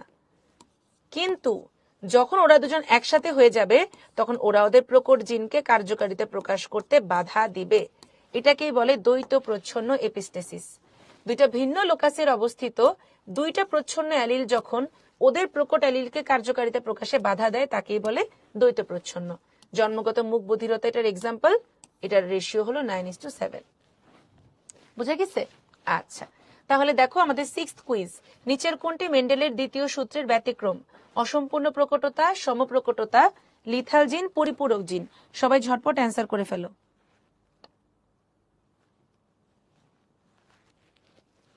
তাই নাকি রিফাত? Very good. এবারে একবার জাস্ট প্রিপারেশন বুকটা, প্রথমে বইটা রিডিং দিবা ভালো করে, এরপরে প্রিপারেশন বুকটা একটু তোমার হচ্ছে যে লাইনগুলো আপু ক্লাসে বলে দিয়েছে পরীক্ষায় আসবেই মাস্ট বা রিটেনে আসতে পারে, সেগুলো একটু দুইবার করে রিডিং দিবা, তারপর প্রশ্ন সলভ করে ফেলে ইনশাল্লাহ পড়া হয়ে যাবে। ভাই ছোট, তাও এমনিও খাই। আহারে কাশফি, ব্যাপার না। আদিবাসীতে মিলে গেছে। আচ্ছা, আমরা ছিলাম 2 জন এবং আমি ছোট, আর একজন মারা গেছে। আহারে সৌরভ, সমস্যা নেই ইনশাল্লাহ। আচ্ছা, এগুলো আমরা একটু পরে আসবো সামিরান, আমরা এখন এগুলো পড়ি নাই। তাহলে আমি পোল ক্লোজ করে দিলাম। এখানে অ্যান্সার কি হবে দেখো, নিচের কোনটি মেন্ডেলের দ্বিতীয় সূত্রের ব্যতিক্রম? আমরা কিন্তু অসম্পূর্ণ প্রকটতা, সমপ্রকটতা, লিথাল জিন এই তিনটায় পেয়েছিলাম কিসের জন্য? মেন্ডেলের প্রথম সূত্রের ব্যতিক্রম হিসেবে। তাহলে এখানে অ্যান্সার হবে পরিপূরক জিন, তাই না? পরিপূরক জিন আমাদের দ্বিতীয় সূত্রের ব্যতিক্রম। তাহলে দেখি তো কে কে রাইট অ্যান্সার করেছে। সীমান্ত, তৌহিদ, আলামিন, আয়েশা, ফাহিম, কিংসুক, তোমাদের সবাইকে 5 তলা থেকে টুপ করে নিচে ফেলে দিব, কারণ তোমরা ভুল অ্যান্সার করেছো। ঠিক আছে, তোমার ভুল করে মিস্টেক করে ফেলেছো। ফার্স্ট হয়েছে নিঝুম। বাহ, নিঝুম কিন্তু একদম কনস্ট্যান্টলি সবগুলো লিডার বোর্ডে ছিল। আরমিন, তাসলিনা, জিনিয়া, নওশিন, আদিবা, আজমিরা, সামিহা, আশা মাহাদি, তোমাদের সবাইকে কংগ্রেচুলেশনস। আবার যারা লিডার বোর্ডে আসতে পারো নাই কিন্তু রাইট অ্যান্সার করেছো, তোমাদেরকেও কংগ্রেচুলেশনস। তোমরা আবার মন খারাপ করো না যে আপু আমরা কি গরিবস হয়ে গেলাম, একবারও লিডার বোর্ডে আসতে পারলাম না। না, রাইট অ্যান্সার করতে পারলেই তুমি বড় লোকস। মেইন পরীক্ষায় খেলা হবে। আচ্ছা, সমস্যা নেই রাফিয়া, থ্যাংক ইউ শাহিদ। আচ্ছা, তাহলে এবারে দেখো আমাদের পলিজেনিক ইনহেরিটেন্স। আমাদের কিছু কিছু অনেক বড় বড় বৈশিষ্ট্য আছে, লাইক আমাদের উচ্চতা, গায়ের রং, ওজন, চোখের রং, আমাদের বুদ্ধিমত্তা, গাভীর দুধ, ভুট্টা বা গমের দানার রং। ঠিক আছে, এই বৈশিষ্ট্যগুলো এতটাই হিউজ যে ওদেরকে প্রকাশ করার জন্য আমাদের একটা জিন দিয়ে হয় না, মাল্টিপল জিনের দরকার হয়। মাল্টিপল জিন যখন একটা বৈশিষ্ট্যকে প্রকাশ করে তখন সেটাকে আমরা বলি পলিজিন। এই পলিজিন দ্বারা নিয়ন্ত্রিত বৈশিষ্ট্য যদি 14 গোষ্ঠীতে ছড়ায় যায় এটাকে বলে পলিজেনিক ইনহেরিটেন্স। ঠিক আছে, তাহলে এই যে উদাহরণ, এখানে 3 স্টার দাও, এটা পরীক্ষার জন্য ভেরি ভেরি ইম্পর্টেন্ট। কিছু রোগ আছে, যেমন দেখো অটিজম, ক্যান্সার, আমাদের ডায়াবেটিস টাইপ 2, ডায়াবেটিস ম্যালিটাস যেটা ইনসুলিনের জন্য হয়, সেটা 2 রকম হয়, একটা হলো টাইপ 1 আর একটা হলো টাইপ 2। তো আমাদের টাইপ 2 ডায়াবেটিসটা কিন্তু বেসিক্যালি পলিজেনিক ইনহেরিটেন্সের কারণে হয়, মাল্টিপল জিন দিয়ে হয়। ঠিক আছে, তাহলে এই যে পার্থক্যটা এটা রিটেনের জন্য একবার দেখে ফেলো। এবারে আসো বিগত বছরের প্রশ্ন। পরিপূরক জিনের ফিনোটাইপিক অনুপাত, ফিনোটাইপিক অনুপাত কত হবে পরিপূরক জিনের? 9:7। প্রথমটা হলো দ্বিতীয় সূত্র, 1:1 হলো প্রথম সূত্রের ব্যতিক্রম, প্রথম দুইটা। 13:3 হলো প্রকট এপিস্টেসিস। দেখছো, এটা 2 বার আসছে, তার মানে যে কোনো অনুপাত আমাদের পরীক্ষার জন্য ভেরি ইম্পর্টেন্ট। আচ্ছা, এরপরে দেখো কোন জিনের কারণে মোরগ মুরগির পালক সাদা বর্ণ হয়? আমরা মোরগ মুরগি কি পেয়েছিলাম? লেঘর্ন ওয়াইনডট, তার মানে এটা হবে প্রকট এপিস্টেসিস। এই যে লিঙ্গ নির্ধারণ নিতে এখানে 3 স্টার দাও, এখান থেকে একবার মেডিকেলে প্রশ্ন এসেছিল। মানুষের মধ্যে যেটা হয়, ছেলেরা XY মেয়েরা XX, কিন্তু ক্রোমোজোম নাম্বার ইকুয়াল। দেখো মানুষ, বেশিরভাগ গাছ, স্তন্যপায়ী, ড্রসোফিলা, পতঙ্গ, গাঁজা, তেলাকুচা, ইলোডিয়া, এই যে গাঁজা, তেলাকুচা, ইলোডি এগুলো কিন্তু গাছের নাম। গাঁজা কিন্তু একটা গাছের পাতা, আমরা তো এটাকে গাছ হিসেবে দেখি না, আমরা এটাকে পাতা হিসেবে দেখি। তার মানে বেশিরভাগ উদ্ভিদ এবং মানুষে পাওয়া যায় XXXY। একটা মাত্র উদ্ভিদ যেমন ডায়োস্কোরিয়া সিনুয়াটা, এছাড়া বিভিন্ন আর্থ্রোপোড, ঘাস ফড়িং, গান্ধী পোকা, তেলা পোকা, ফড়িং, ছাড় পোকা, অর্থোপটেরা, হেটারোপটেরা, বেশিরভাগ আর্থ্রোপোডদের ক্ষেত্রে ছেলেদের একটা ক্রোমোজোম মেয়েদের চেয়ে কম হয়। মেয়েরা XX, ছেলেদের Y নাই, ওরা X0, 45টা ক্রোমোজোম। গরিবস, এটাকে বলে XX-X0 পদ্ধতি। কিছু স্পেশাল পাখি, প্রজাপতি আর মাছ আছে যাদের আমরা X এর পরিবর্তে পাই Z, Y এর পরিবর্তে পাই W। ওদের ছেলেরা হয় তোমার হোমোজোম, মেয়েরা হয় হেটারোজোম। আর কিছু আছে আরো গরিবস, যাদের মেয়েদের একটা ক্রোমোজোম কম থাকে, যেমন কিছু মধ্য প্রজাপতি। তাহলে দেশ প্রজাপতি কিন্তু আমরা দুই জায়গায় পাই। পরীক্ষা যদি তাহলে প্রশ্ন করে নিচের কোন প্রাণীদের পুরুষের ক্রোমোজোম মেয়েদের চেয়ে কম, অ্যান্সার হবে এগুলো। নিচের কোন প্রাণীদের নারী দেহে ক্রোমোজোম পুরুষের চেয়ে কম, অ্যান্সার হবে মথার প্রজাপতি। তাহলে এই যে তোমরা XX-X0 ছেলেরা একটা কম, ZZ-Z0 মেয়েরা একটা কম, এই দুটো একটু ভালো করে পড়বা। এই যে এটা কিন্তু মেডিকেল একবার আসছিল, ঠিক আছে। গাজার ক্রোমোজোম মানুষের মতো, এই জন্যই মানুষের আকর্ষণ। আসলে আইমান ভালো কথা বলছো। আচ্ছা, ড্রোসোফিলা এক ধরনের মাছি রে। মেয়েদের রোগ কেন ছেলেদের তুলনায় কম হয়, এটা আমরা একটু পরে পড়বো। মেয়েদের সেক্স ক্রোমোজোম কত পার্সেন্ট থাকে, ওই যে এক জোড়া থাকবে। আচ্ছা, তাই নাকি আলামিন, ভেরি গুড। তাহলে চলো এবার আমরা সেক্স লিঙ্ক ডিসঅর্ডার গুলো দেখে ফেলি। লাল সবুজ বর্ণান্ধতা, হিমোফিলিয়া এবং ডুশেনি মাসকুলার ডিস্ট্রফি, এই তিনটা আমাদের পরীক্ষার জন্য লাগবে। রাতকানা মানে কি, আমাদের যখন রেটিনার রড কোষগুলো তৈরি না হতে পারে আমরা তখন মৃদু আলোতে দেখতে পারি না। ফ্র্যাজাইল এক্স সিন্ড্রোম মানে আমাদের এক্স ক্রোমোজোমটা দুর্বল হওয়ার কারণে অটিজম দেখা যায়। আচ্ছা, টেস্টিকুলার ফেমিনাইজেশন, তার মানে হরমোনাল অস্বাভাবিকতার কারণে ছেলেরা আস্তে আস্তে মেয়েতে রূপান্তরিত হয়। এটা কিন্তু আবার হিজড়া না, হ্যাঁ, হিজড়াদের ক্রোমোজোমাল অ্যাবনর্মালিটি হয়, আর টেস্টিকুলার ফেমিনাইজেশনে তোমার হরমোনাল অ্যাবনর্মালিটি হয় মিউটেশনের কারণে। হাইপার ট্রাইকোসিস মানে ঘন লোম, ট্রাইকোম মানে শরীরের লোম। ডায়াবেটিস ইনসিপিডাস হয় অ্যান্টি ডায়ুরেটিক হরমোন কমে গেলে, আমরা যেটাকে বলি বহুমূত্র, ঠিক আছে। ইনসুলিনের অভাবে ডায়াবেটিস হলে ওটা হচ্ছে মধুমেহ, মানে ডায়াবেটিস ম্যালিটাস। আর অ্যান্টি ডায়ুরেটিক হরমোন যেটা আমাদের মূত্র তৈরিতে বাধা দেয়, ওইটা কমে গেলে তুমি সারাদিন বদনা নিয়ে খালি বাথরুমে দৌড়াদৌড়ি করবা, এটাকে বলে ডায়াবেটিস ইনসিপিডাস বা বহুমূত্র। অপটিক অ্যাট্রফি মানে তোমার অন্ধত্ব হবে, ঠিক আছে। আর মায়োপিয়া মানে হ্রস্ব দৃষ্টি, তুমি কাছের জিনিস দেখবা ভালো, দূরের জিনিস ভালো দেখবে না। আমাদের বেশিরভাগের এই সমস্যা, যাদেরকে নেগেটিভ পাওয়ার তাদের সবারই কিন্তু মায়োপিয়া, ঠিক আছে। আচ্ছা, এবার দেখো বর্ণান্ধতা। বর্ণান্ধতা হচ্ছে জন ডাল্টন আবিষ্কার করেন। আমাদের চোখের একমাত্র আলোক সংবেদী কোষ কি, রেটিনা। এই রেটিনাতে আমরা দুই রকমের কোষ পাই, তাই না। একটা হলো রড কোষ, একটা কোন কোষ। আমরা রাতের বেলায় মৃদু আলোতে রড কোষ দিয়ে দেখি, যেটা কিনা রোডোপসিন প্রোটিন দ্বারা তৈরি। আমাদের এই রড কোষ তৈরিকারী যে প্রকট এক্স ক্রোমোজোম, সেটা যদি মিউটেশনের কারণে তৈরি না হয়, ওর প্রচ্ছন্ন অ্যালিলটা, সরি রড না, কোণের প্রকট অ্যালিলটা যদি তোমার কোনো কারণে মিউটেশনের জন্য কোন কোষ তৈরি করতে না পারে, ওর প্রচ্ছন্ন অ্যালিল কোন কোষটাকে তৈরি করতে পারবে না। কোন কোষ তিন রকম হয়, লাল, সবুজ, নীল। যদি লাল আর সবুজ কোন কোষের ক্রোমোজোমে মিউটেশন হয়, আমরা লাল সবুজের মধ্যে ডিফারেন্স করতে পারবো না। এই যে ছবিগুলো, এটাকে বলে ইশিহারা কালার চার্ট। দেখো 12, এটা কি 2, 42, এটা বুঝতেছি না, আমি কালার ব্লাইন্ড। আচ্ছা 6, এটা 71। যারা পড়তে পারবা সবাই চাকাচাক সুস্থ আছো, যারা পড়তে পারবা না তারা কি গেছো। XX প্রকট হলে কি হয়, XX প্রকট মানে কি, প্রকট। XX তো প্রকট হইতেই পারে, তুমি মেয়ে হইলে তুমি প্রকট হবা না XX। ডাল্টন অবশ্যই, হ্যাঁ তুর্য লাগবে আমার। নাম্বারগুলো আমি দেখতেছি না, আমার কি বর্ণান্ধতা আছে। সাইমন, অনেক সময় তোমার হচ্ছে কালারের জন্য ঝামেলা হতে পারে, লাইটের জন্য হতে পারে, তুমি গুগলে সার্চ দিয়ে তারপরে দেখো তুমি আসলে দেখতে পারো কিনা। মথ হচ্ছে তোমার বিভিন্ন রকম পোকামাকড় যখন কোকুনের ভেতরে থাকে, যেমন রেশম পোকা, রেশম পোকার বাবুদশাটাকে বলা হয় তোমার হচ্ছে মথ, ঠিক আছে। আচ্ছা, তাহলে দেখো হিমোফিলিয়া। তোমরা অনেকে জানতে চেয়েছিলে যে আপু হিমোফিলিয়া আর থ্যালাসেমিয়ার মধ্যে ডিফারেন্সটা কোথায়। আমাদের রক্ততঞ্চনের ফ্যাক্টর কয়টা বলো, 13টা। রক্ততঞ্চনের ফ্যাক্টর যদি তৈরি না হয়, তোমার কোন জায়গায় কেটে গেলে ব্লিডিং হতে থাকবে। তাহলে রক্ততঞ্চনজনিত অস্বাভাবিকতাকে বলা হয় হিমোফিলিয়া, যেটা কিনা সেক্স লিঙ্কড ডিসঅর্ডার। তোমার যে আরবিসি আছে সেই লোহিত রক্তকণিকার যে হিমোগ্লোবিন তৈরিকারী জিনের মধ্যে মিউটেশন হয়েছে, তখন তোমার হিমোগ্লোবিন তৈরি না হলে তোমার আরবিসি যে কমে যাবে, তোমার রক্ত শূন্যতা বা অ্যানিমিয়া হবে। এটাকে বলা হয় থ্যালাসেমিয়া। এটা হলো অটোজোমাল ডিজিজ। তাহলে অটোজোমাল রিসেসিভ, তোমার অটোজোমের জন্য যে রোগটা হয় সেটা হলো থ্যালাসেমিয়া, আর সেক্স ক্রোমোজোমের জন্য হয় হিমোফিলিয়া। হিমোফিলিয়াতে তোমার রক্ত তঞ্চন হবে না, থ্যালাসেমিয়াতে রক্ত আছে কিন্তু তোমার রক্ত শূন্যতা হবে। ঠিক আছে, শুধুমাত্র প্রথম বিক্রিয়ক, শেষ উৎপাদ আর গুরুত্বপূর্ণ এনজাইম পড়বা মেহেরিন, প্রশ্ন ব্যাংক দেখে দেখে পড়বা। এমসিকিউতে আসলে প্রথমটা দিবা, ZZ এটা দিবা। ঠিক আছে সামিহা? আচ্ছা, তাহলে এবারে দেখো আমাদের হিমোফিলিয়া দুই রকম।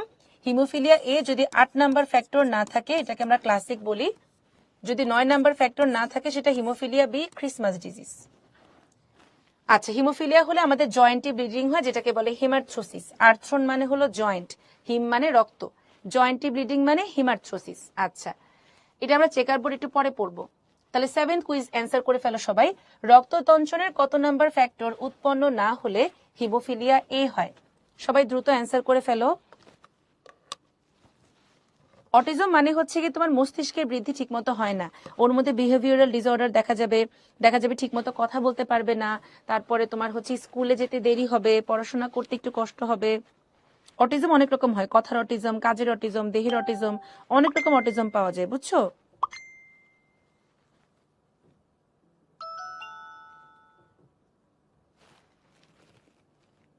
আচ্ছা, সবাই অ্যান্সার করে ফেলো। হ্যাঁ, অন্য কারণে মায়োপিয়া হতে পারে, অনেক সময় অনেকের দেখার জন্য কিন্তু মায়োপিয়া হতে পারে। ঠিক আছে,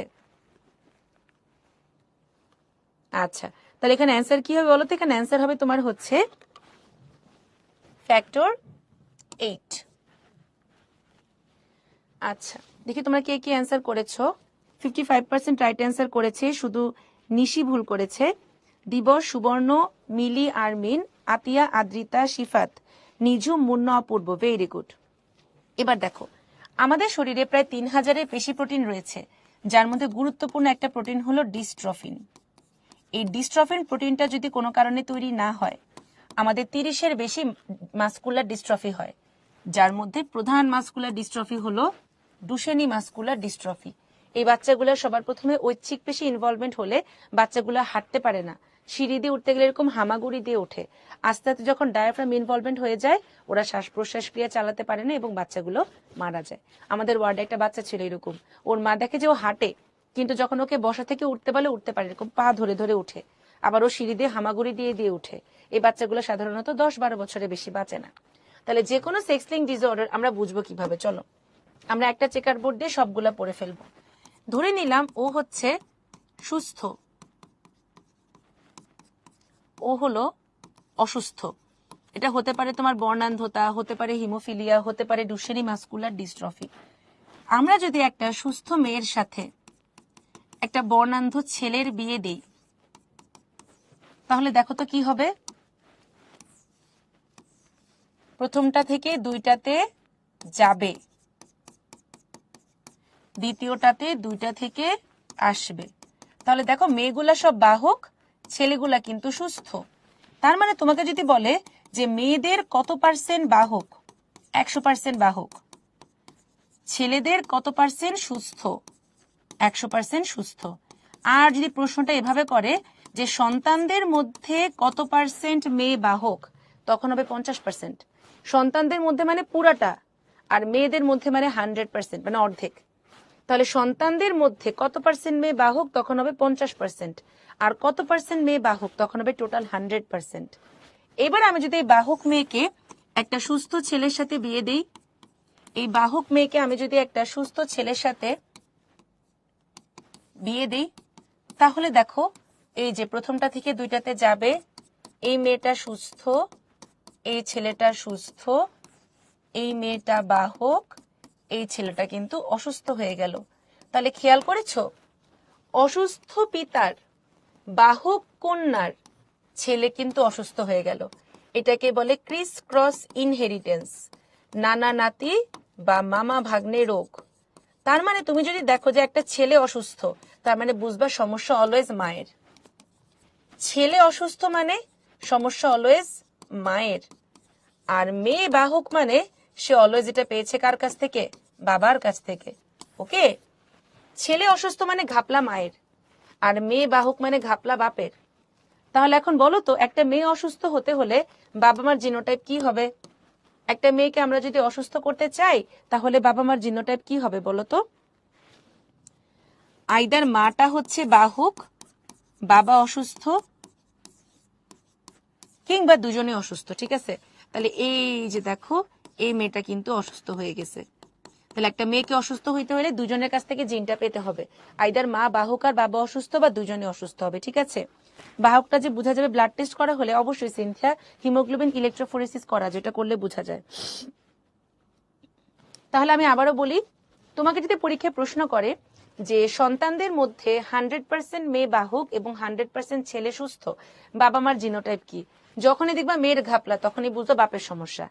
আর যখনই বলবে সন্তানদের মধ্যে 50% ছেলে অসুস্থ, 50% ছেলে সুস্থ, 50% মেয়ে বাহক, 50% মেয়ে সুস্থ, তখনই বুঝবা ঝামেলা কার? মায়ের। ঠিক আছে, তাহলে এরকম করে সন্তানদের জিনোটাইপ দিয়ে বাপ মা বের করতে দিবে, অথবা বাপ মার জিনোটাইপ দিয়ে সন্তান বের করতে দিবে। এই জন্য পার্সেন্টেজ গুলো ভালো করে পড়তে হবে। ঠিক আছে, এটা কিন্তু সব রকম সেক্স লিঙ্ক ডিসঅর্ডারের জন্য সেম। তাহলে নিচের কোনটি সেক্স লিঙ্ক জিনের উদাহরণ নয়? বর্ণান্ধতা, জুভেনাইল গ্লুকোমা মানে বাচ্চাকালের গ্লুকোমা, মায়োপিয়া সবই সেক্স লিঙ্কড। মায়োকার্ডিয়াল ডিসঅর্ডার মানে হার্টের সমস্যা, এটা তোমার জন্য হবে। আচ্ছা, ব্লাড গ্রুপ আবিষ্কার করেছেন কার্ল ল্যান্ডস্টেইনার। ব্লাড গ্রুপের নামগুলো একবার করে রিডিং দিবা। আমরা আমাদের লোহিত রক্তকণিকার ঝিল্লিতে 3 রকমের অ্যাগ্লুটিনোজেন বা অ্যান্টিজেন পাই, এ বি আর হলো RH। অ্যান্টিজেন হচ্ছে কি? এক ধরনের অ্যাগ্লুটিজেন, গ্লুটিনোজেন। এটার বিপরীতে আমরা প্লাজমা বা রক্তরসে পাই অ্যাগ্লুটিনিন বা অ্যান্টিবডি, এ আর বি। ওদেরকে আমরা কি বলবো? অ্যান্টিবডি বা অ্যাগ্লুটিনিন। তাহলে অ্যাগ্লুটিনিন থাকে প্লাজমাতে, অ্যাগ্লুটিনোজেন থাকে কোষ ঝিল্লিতে। ঠিক আছে, তাহলে যদি আমাদের এই রক্তকণিকার অ্যান্টিজেন গুলো থাকে আমরা বলবো এ বি। RH থাকলে পজিটিভ, RH না থাকলে নেগেটিভ। CDE এই 3 রকম অ্যান্টিজেন টোটাল 6টা নিয়ে আমাদের তৈরি হয় RH। একই রকম 3টা কখনোই থাকতে পারবে না, এটা না হয় না। এটা হবে কিন্তু এটা হবে না। তার মানে প্রকট প্রচ্ছন্ন মিলাই আমার অ্যান্টিজেন গুলো থাকবে, কিন্তু কখনো একই রকমের অ্যান্টিজেন পাশাপাশি থাকতে পারবে না। এখান থেকে পরীক্ষা প্রশ্ন করবে নিচের কোনটি সঠিক, নিচের কোনটি সঠিক নয়। এই যেখানে ইনফিনিটি স্টার, মনে রাখবা নেগেটিভ, সব নেগেটিভ এবং পজিটিভ সবাইকে দিতে পারে, কিন্তু পজিটিভ শুধু পজিটিভকে দিবেও, কিন্তু নেগেটিভকে দিতে পারবে না। কারণ নেগেটিভের শরীরে কিছু নাই, তো যখন পজিটিভ ওকে ব্লাড দিবে ওর শরীরে অ্যান্টি RH ফ্যাক্টর তৈরি করবে, এই জন্য সমস্যা। তাহলে দেখো আমাদের এ পজিটিভ রক্তদান করবে কাকে? এ পজিটিভ আর এবি পজিটিভকে, যেহেতু ইউনিভার্সাল ডোনার। আর রক্ত গ্রহণ করবে সবার, A positive, A negative, AB positive, AB negative. O positive রক্ত দিবে সব পজিটিভকে, ও বি এবি ও। আর রক্ত গ্রহণ করবে কার? ও পজিটিভ, ও নেগেটিভ। বি পজিটিভ রক্ত দিবে বি পজিটিভ আর এবি পজিটিভকে, রক্ত নিবে হচ্ছে B positive, B negative, O positive, ও নেগেটিভ। এখানে তোমার রক্ত গ্রহণ এখানে ভুল লিখছি, এটা ও পজিটিভ, ও নেগেটিভ হবে। আচ্ছা, এবি পজিটিভ রক্তদান করবে শুধুমাত্র এবি পজিটিভকে, আর রক্ত গ্রহণ করবে সবার, তার মানে ও হলো সর্বজন গ্রহিতা, এবি পজিটিভ কিন্তু। ঠিক আছে, আর এ নেগেটিভ কি করবে? রক্তদান করবে A positive, A negative, AB positive, AB negative, কিন্তু গ্রহণ করবে শুধুমাত্র এ নেগেটিভ আর ও নেগেটিভ, ও কিন্তু পজিটিভ নিতে পারবে না। ও নেগেটিভ দান করবে সবাইকে, তার মানে সর্বজন দাতা, আর গ্রহণ করবে শুধু ও নেগেটিভের। বি নেগেটিভ যেটা আছে ও হচ্ছে দান করবে কাকে? B positive, B negative, AB positive, AB negative, আর গ্রহণ করবে শুধুমাত্র বি নেগেটিভ আর ও নেগেটিভেরটা। এবি নেগেটিভ দান করবে এবি পজিটিভ আর এবি নেগেটিভকে, গ্রহণ করবে শুধু এবি নেগেটিভ আর ও নেগেটিভের। তাহলে খেয়াল করছো, পজিটিভ কিন্তু সজাতীয় সবাইকে তোমার হচ্ছে কি করবে? তোমার হচ্ছে গিয়ে দিতে পারবে না, শুধু নেগেটিভকে দিতে পারবে। নেগেটিভ সজাতীয় সবাইকে দিতে পারবে। ওকে, অন্য গ্রুপের ব্লাড গ্রুপ অন্য কেউ না। হ্যাঁ আসলে, কারণ হয় কি বুঝছো, তোমার হচ্ছে আমাদের অনেক সময় দেখা যায় যে আমরা ও পজিটিভ পেলেও এটা অনেক সময় এ বা বি এর শরীরে কিন্তু সাইড এফেক্ট করে। এজন্য আমাদের মেডিসিন ক্লাব আছে, সন্ধানী আছে, এখন রক্ত পাওয়াই যায়। এই জন্য ডাক্তাররা রিস্ক নেয় না, বুঝছো? মানে এ কে এই দেয়, বি কে বি দেয়, পজিটিভকে পজিটিভই দেয়। আবার তোমরা কিন্তু ফার্স্ট ডিগ্রি রিলেটিভদের কাছ থেকে কখনো ব্লাড নিতে পারবা না, বাবা মা সন্তান স্বামী বা স্ত্রী, কারণ ফার্স্ট ডিগ্রি রিলেটিভদের মধ্যে ঝামেলা হয়, এই চেলে অ্যান্টিজেন নিয়ে ঝামেলা হয়, ঠিক আছে? কিন্তু হাজবেন্ড ওয়াইফের ব্লাড গ্রুপ সেম হলে ঝামেলা নাই, পজিটিভ নেগেটিভ হলে সমস্যা। ওকে, ফিশারির ক্ষেত্রে কোনটা সঠিক কোনটা ভুল বুঝতেছো না? CDE মানে ভিন্ন ভিন্ন অ্যালফাবেট থাকলে সঠিক হবে, কিন্তু একই রকম অ্যালফাবেট সেটা ছোট হোক বড় হোক থাকলে সেটা ভুল। ভিন্ন অ্যালফাবেট ছোট বড় হলে সঠিক, কিন্তু একই অ্যালফাবেট একসাথে থাকতে পারবে না, সেটা ছোট হোক আর বড় হোক। বুঝছো সামিহা? আচ্ছা, এবার দেখো গর্ভধারণ জনিত কি কি জটিলতা বা রক্ত সঞ্চালনে কি কি জটিলতা পাওয়া যাবে। ধরো আরিফাতুরের ব্লাড গ্রুপ হলো নেগেটিভ, আরিফাতুরকে রক্ত দিল ধরো সামিহার ব্লাড গ্রুপ ধরো পজিটিভ। প্রথমবার রক্ত দিলে আরিফাতুরের শরীরে তৈরি হবে অ্যান্টি-আরএইচ ফ্যাক্টর, কিন্তু আরিফাতুরের কিছুই হবে না, কারণ ততদিনে সামিহার রক্ত খাল্লাস, 120 দিন হয়ে গেছে।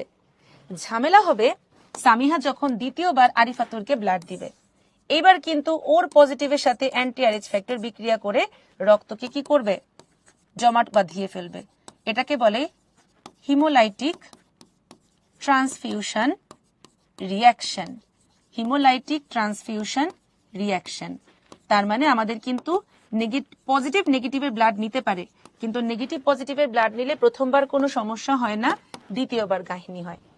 সেম জিনিস মা যদি পজিটিভ আর মা নেগেটিভ বাবা যদি পজিটিভ হয়, স্বাভাবিকভাবে প্রথম সন্তান পজিটিভ হয়, নেগেটিভও হতে পারে বাট পজিটিভই বেশি হয়। এই বাচ্চার রক্তটা যখন প্লাসেন্টা না জন্মের সময় মায়ের শরীরে যায়, মায়ের শরীরে তৈরি করে অ্যান্টি-আরএইচ ফ্যাক্টর, কিন্তু প্রথম বাচ্চার কোনো ক্ষতি হয় না, কারণ অ্যান্টি-আরএইচ ফ্যাক্টর তৈরি হতে হতে বাচ্চাটা ডেলিভারি হয়ে যায়।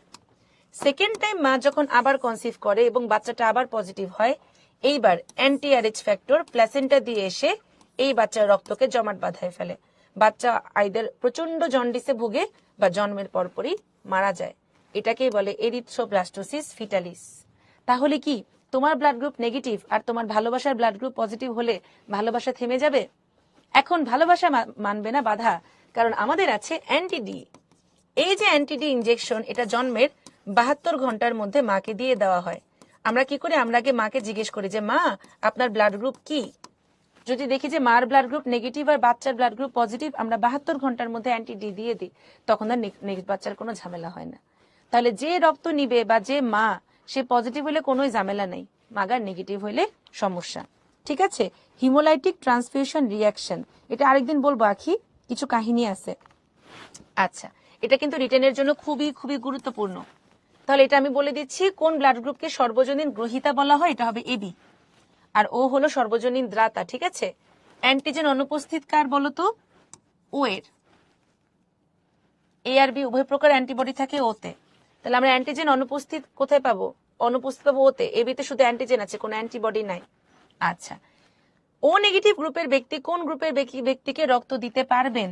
ও নেগেটিভ কাকে দিবে বলো তো? সবাইকে দিবে। আর ও পজিটিভ কাকে দিবে? শুধুমাত্র পজিটিভকে দিবে। দেখছো, এই যে একই ইয়ারে জাহাঙ্গীরনগর এবং রাজশাহী ইউনিভার্সিটিতে প্রশ্ন আসছে ব্লাড গ্রুপিং থেকে। ঠিক আছে, রক্তের গ্রুপিং এর জন্য দায়ী পদার্থ কিন্তু অ্যান্টিজেন, অ্যান্টিবডি না। ঠিক আছে, তাহলে রক্ত গ্রুপ কি? মানুষের রক্ত গ্রুপ ব্যাখ্যা করো, এটা ভেরি ইম্পর্টেন্ট।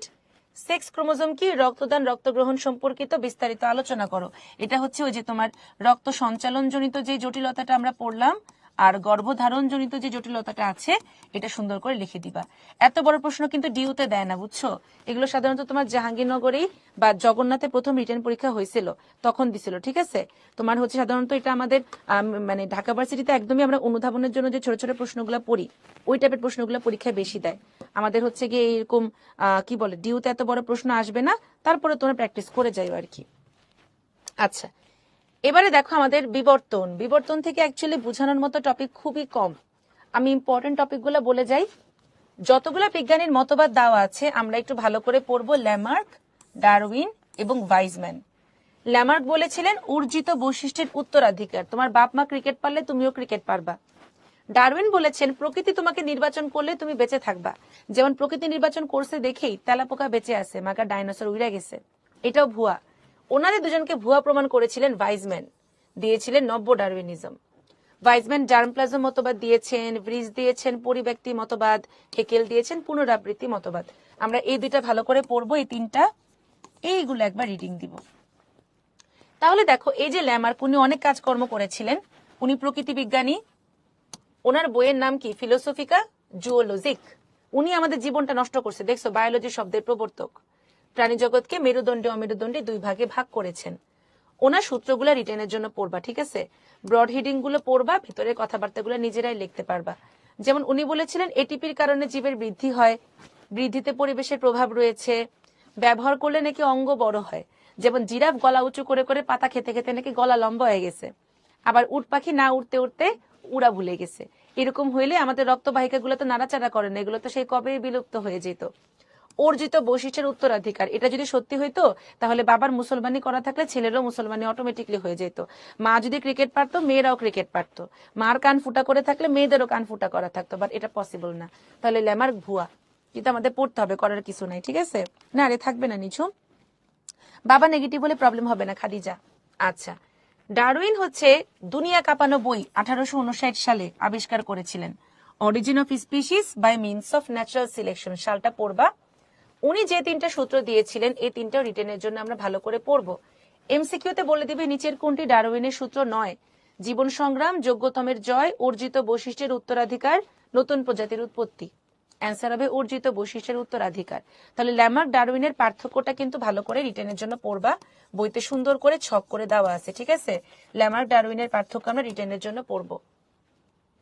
তাহলে প্রাকৃতিক নির্বাচন মতবাদ কে প্রদান করেন? আমরা জানি প্রাকৃতিক নির্বাচন মানে কিন্তু ডারউইন, আর অর্জিত বৈশিষ্ট্যের উত্তরাধিকার কি? ল্যামার্ক। এমপিডক্লিস হচ্ছে আমাদের বিবর্তনের জনক, এটা ইম্পর্টেন্ট। আর অ্যারিস্টটল কি? প্রাণী বিজ্ঞান আর জীব বিজ্ঞানের জনক। আচ্ছা, বিবর্তনের সপক্ষে প্রমাণ, এখান থেকে একবার রিটেন এসেছিল যে বিবর্তনের সপক্ষে 5টি প্রমাণ লিখো। আমরা তখন তোমার কি করব, 5টা প্রমাণের এক লাইন করে পড়বো।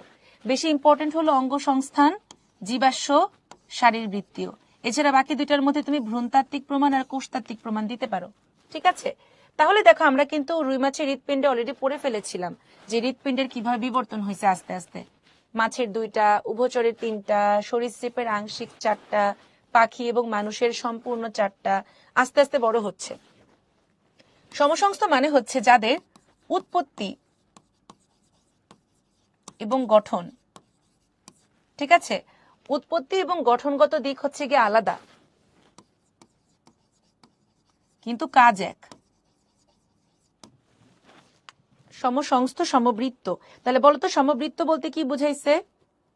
সমসংস্থ যদি এটা হয় তাহলে সমবৃত্ত বলতে কি বুঝাইছে বলতো? আচ্ছা, উৎপত্তি গঠন আলাদা না, উৎপত্তি গঠন একই। উৎপত্তি আর গঠনের ভিত্তি এক। সমবৃত্তি মানে হলো গঠন ভিন্ন, কাজ এক, ঠিক আছে? এটা কিন্তু প্যাচ লেগে যায়। যাদের উৎপত্তি আর গঠন একই তাদেরকে বলে সমসংস্থ। দেখো, তিমির অগ্রপদ, বাদুর পাখির ডানা, কুকুরের হাত, মানুষের হাত, ওদের কিন্তু সবারই কার্পাল, মেটাকার্পাল, ফ্যালাঞ্জেস আছে, ঠিক আছে? কিন্তু তুমি খেয়াল করো, আমাদের কিছু অঙ্গ আছে, যেমন পাখির ডানা, প্রজাপতির ডানা। এই পাখির আর প্রজাপতির ডানা, ওদের গঠন কিন্তু ভিন্ন, কিন্তু ওদের কাজ একই, সেটা হলো উড়তে সাহায্য করা। তাহলে যাদের গঠন ভিন্ন, কাজ এক, তারা হলো সমবৃত্তীয়। যাদের গঠন আঙ্গিক সবই এক, তারা হলো সমসংস্থ। তাহলে এই দুইটা আমরা রিটেনের জন্য খুব ভালো করে পড়বো, এবং আমাদের এক্সাম্পল গুলো আমরা পড়বো হলো এমসিকিউর জন্য, ঠিক আছে? আচ্ছা, এবারে দেখো আমাদের নিষ্ক্রিয় অঙ্গ, এখানে ইনফিনিটি স্টার, এগুলো আমাদের শরীরে আস্তে আস্তে বিলুপ্ত হয়ে গিয়েছে। আমাদের আগে চোখের 3টা পাতা ছিল, ঊর্ধ্বক্ষী পল্লব, নিম্ন অক্ষী পল্লব বা নিকটিটেটিং মেমব্রেন বা উপপল্লব। এগুলো দেখো চোখের কোণে লাল গুলটি আছে, ক্যান্থাস, এই ক্যান্থাস হয়ে গেছে, ঠিক আছে? কর্ণপেশি, পরীক্ষার হলে দিয়ে দিবে কর্ণাস্থি, তখন হবে না। পিনিয়াল গ্রন্থি, সূচালো কর্তন দাঁত, আক্কেল দাঁত কিন্তু সবার নাই। পুচ্ছাস্থি কি আগে লেজ ছিল, বিএসএমইউতে একটা বাচ্চা পাওয়া গেছে এরকম লেজ আছে। লেজ কিন্তু আমাদের 9th মান্থে বিলুপ্ত হয়ে যায়, কিন্তু ছেলেটার হয় নাই, পরে ছেলেটা লেজ কেটে দিছে। আহারে কি কষ্ট! লেজ না থাকলে তো আমরা মায়ের জরায়ুতে সাঁতার কাটতে পারতাম না, তাই না? আচ্ছা, থাইমাস গ্রন্থি, এটা আমাদের শ্বাসনালীর পিছনে থাকে, আস্তে আস্তে বিলুপ্ত হয়ে যায়। পুরুষের স্তন, গায়ের লোম, অ্যাপেন্ডিক্স। অ্যাপেন্ডিক্স কার সাথে যুক্ত থাকে? সিকামের সাথে। অ্যাপেন্ডিক্স কিন্তু লসিকা গ্রন্থি, ঠিক আছে? এটা কিন্তু কাজ আছে, একেবারে যে নাই তাই কিন্তু না। প্যালিওন্টোলজি, আমরা যে শাখায় জীবাশ্ম মানে মারা যাওয়া জীবজন্তুর হাড্ডি গুড্ডি নিয়ে আলোচনা করি। ধারণা করা হতো আমাদের সরীসৃপ থেকে একটা বিশেষ শ্রেণী তৈরি হয়েছে, যেটার কিছু বৈশিষ্ট্য সরীসৃপের মতো, কিছু বৈশিষ্ট্য পাখির মতো। সেই শ্রেণীটাই পরবর্তীতে পাখি হয়ে গিয়েছে। তাহলে আমরা বলতে পারি যে পাখির উৎপত্তি সরীসৃপ থেকে। এই জন্যই বলা হয় পাখিকে গ্লোরিফাইড রেপটাইল। এটা কিন্তু রিটার্নেও আসতে পারে, বার্ডস আর গ্লোরিফাইড রেপটাইল ব্যাখ্যা করো। আর এই সংযোগকারী শ্রেণীটাকে বলে আর্কিওপটেরিক্স। ঠিক আছে। আর এই যে জীবন্ত জীবাশ্ম যারা আছে ওরা এখনো বেঁচে আছে। প্লাটিপাস, পেরিপ্যাটাস, লিমুলাস, লাতিমারিয়া, স্ফেনোডন। গাছের মধ্যে কোনটা? সাইকাস, গিঙ্কো। এরা কি বলতো? জীবন্ত জীবাশ্ম। এখানে ইনফিনিটি স্টার দাও। তার মানে আজ থেকে প্রায় 1000 বছর পূর্বে যে প্লাটিপাস পাওয়া যেত, এখনকার প্লাটিপাস দেখতে সেই একই রকম। এটা যদি পড়ো তাহলে আলহামদুলিল্লাহ, না পড়লে সুবহানাল্লাহ। ঠিক আছে, বইতে অনেক বড় দেওয়া, আমরা একটু ছোট করে দেওয়ার চেষ্টা করেছি। এগুলো পড়লে ইনশাল্লাহ হবে, না হলে আসলে কর্তৃপক্ষ দায়ী না। ঠিক আছে, আমরা কঠিন জিনিস পড়তে গিয়ে ইজি জিনিসগুলো ভুল করব না। পরীক্ষার প্রশ্ন এমন ভাবে সেট করা হবে যে তুমি কখনোই 100% পাবা না। ডিওর ইতিহাসে কখনো কেউ ফুল মার্কস পায় নাই, কারণ প্রশ্ন সেটই করা হয় এইভাবে। কিন্তু কঠিন জিনিস পড়তে গিয়ে তুমি যদি পারা জিনিসগুলো ভুলে যাও তাহলে তোমার চান্স মিস হবে। একটা কঠিন জিনিস না পারলে কিন্তু কখনোই তোমার চান্স মিস হবে না। ওকে, তাহলে আমরা এগুলো একবার করে পড়বো। যেমন আধুনিক মানুষের উৎপত্তি হয়েছে রিসেন্ট যুগে, 25,000 বছর আগে। ডাইনোসর উৎপত্তি হয়েছে ট্রায়াসিক। অনেকে জুরাসিক পার্ক মুভি দেখে জুরাসিক লিখে ফেলে, বাট এটা অ্যাকচুয়ালি হবে কি ট্রায়াসিক যুগে। কিন্তু ডাইনোসরের প্রাধান্য হয়েছে ক্রিটেশিয়াস কালে। এটা দরকার নেই। দাঁতযুক্ত পাখি পাওয়া যায় জুরাসিক কালে, সময় লাগবে না। ডাইনোসরের সময়টা পুরো 22 কোটি বছর আগে। আদ্য প্রাণী হচ্ছে প্রোটেরোজোয়িক মহাকালে, আর কোনো জীবাশ্ম নাই আর্কিওজোয়িক যুগে। এখানে স্টার্ট দাও। ডাইনোসর, জীবাশ্ম নেই, আর মানুষ, এই তিনটা বেশি ইম্পর্টেন্ট। তাহলে নিচের কোনটি মানবদেহে নিষ্ক্রিয় অঙ্গ নয়? লাস্ট কুইজ লঞ্চ করে দিলাম, সবাই অ্যান্সার করে ফেলো। কোনটি নিষ্ক্রিয় অঙ্গ নয়? প্রজাতির উৎপত্তি আর বিবর্তনে প্রকৃতির ভূমিকা ব্যাখ্যা করেছিলেন কে? আমাদের ল্যামার্ক। সম্পূর্ণ 4 প্রকোষ্ঠ বিশিষ্ট হৃৎপিণ্ড কার দেহে পাওয়া যায়? কুমির। ঠিক আছে, কুমির হলো সরীসৃপ হওয়া সত্ত্বেও সম্পূর্ণ 4 প্রকোষ্ঠ বিশিষ্ট হৃৎপিণ্ড পাওয়া যায়। তাহলে বিবর্তনের সপক্ষে 5টা প্রমাণ আমরা পড়েছি অলরেডি। এগুলো আমাদের প্র্যাকটিস প্রশ্ন। প্র্যাকটিস প্রশ্নগুলো তোমরা ইনশাল্লাহ প্রিপারেশন বুক আর হলো আমাদের স্লাইডের মধ্যে ইনশাল্লাহ পেয়ে যাবা। ঠিক আছে, তাহলে পোল ক্লোজ করে দিলাম। এটার অ্যান্সার কি হবে দেখো। অ্যাপেন্ডিক্স, উপপল্লব, কানের অস্থি, লোম। আমরা কানের পেশি পড়েছি, আমরা কিন্তু কানের অস্থি পড়ি নেই। দেখছো, এই যে ছোটখাটো জিনিসগুলো কিন্তু ভুল হয়ে যায়, এজন্য আমাদেরকে অনেক সূক্ষ্মভাবে পড়তে হবে। ঠিক আছে, এই যে প্র্যাকটিস প্রশ্নগুলো যে দেওয়া আছে, এই প্র্যাকটিস প্রশ্নগুলো তোমরা সবাই হচ্ছে গিয়ে তোমাদের প্রিপারেশন বুক বা প্রশ্ন ব্যাংকে পেয়ে যাবা। বেশিরভাগই তোমাদের হচ্ছে স্লাইডের মধ্যে আজকে পড়ানো হয়ে গেছে, বুঝছো? এগুলো অবশ্যই সলভ করবা, কারণ এগুলো আমরা ইম্পর্টেন্ট দেখে দেখে তোমাদের ব্রেন স্টর্মিং এর জন্য দিয়েছি। আচ্ছা, তাহলে দেখি। এহে, এতগুলা ভুল করছে। নরিন, তুর্য, তানজিনা, মুন্না, রাফিয়া, রোকেয়া, রাফি, নিশি, আরিফাতুর, মমো, তোমাদের সবাইকে কংগ্রেচুলেশনস। মা যদি নেগেটিভ, বাবা যদি পজিটিভ হয়, তাহলে থার্ড ফোর্থ বেবি কি নেগেটিভ? হ্যাঁ, হতে পারে ঈশাত। প্রথম বাচ্চাটা নেগেটিভ হতে পারে, কিন্তু ম্যাক্সিমাম পজিটিভ হয় দেখে আমরা ওটা ধরে বলেছি। আচ্ছা, মানুষের উৎপত্তি হয়েছে কি থেকে? এটা নিয়ে অ্যাকচুয়ালি বিতর্ক আছে রে। আমি যদি ডারউইনের কথা বলি তাহলে সমস্যা, এজন্য এটা আসলে রহস্য। ওকে, তাহলে তোমাদের সবার জন্য অনেক অনেক শুভকামনা। হয়তো এটা তোমাদের সাথে আমার লাস্ট ক্লাস হতে পারে। ইনশাআল্লাহ তোমাদের সাথে হয়তো গ্র্যান্ড সেলিব্রেশনে দেখা হবে।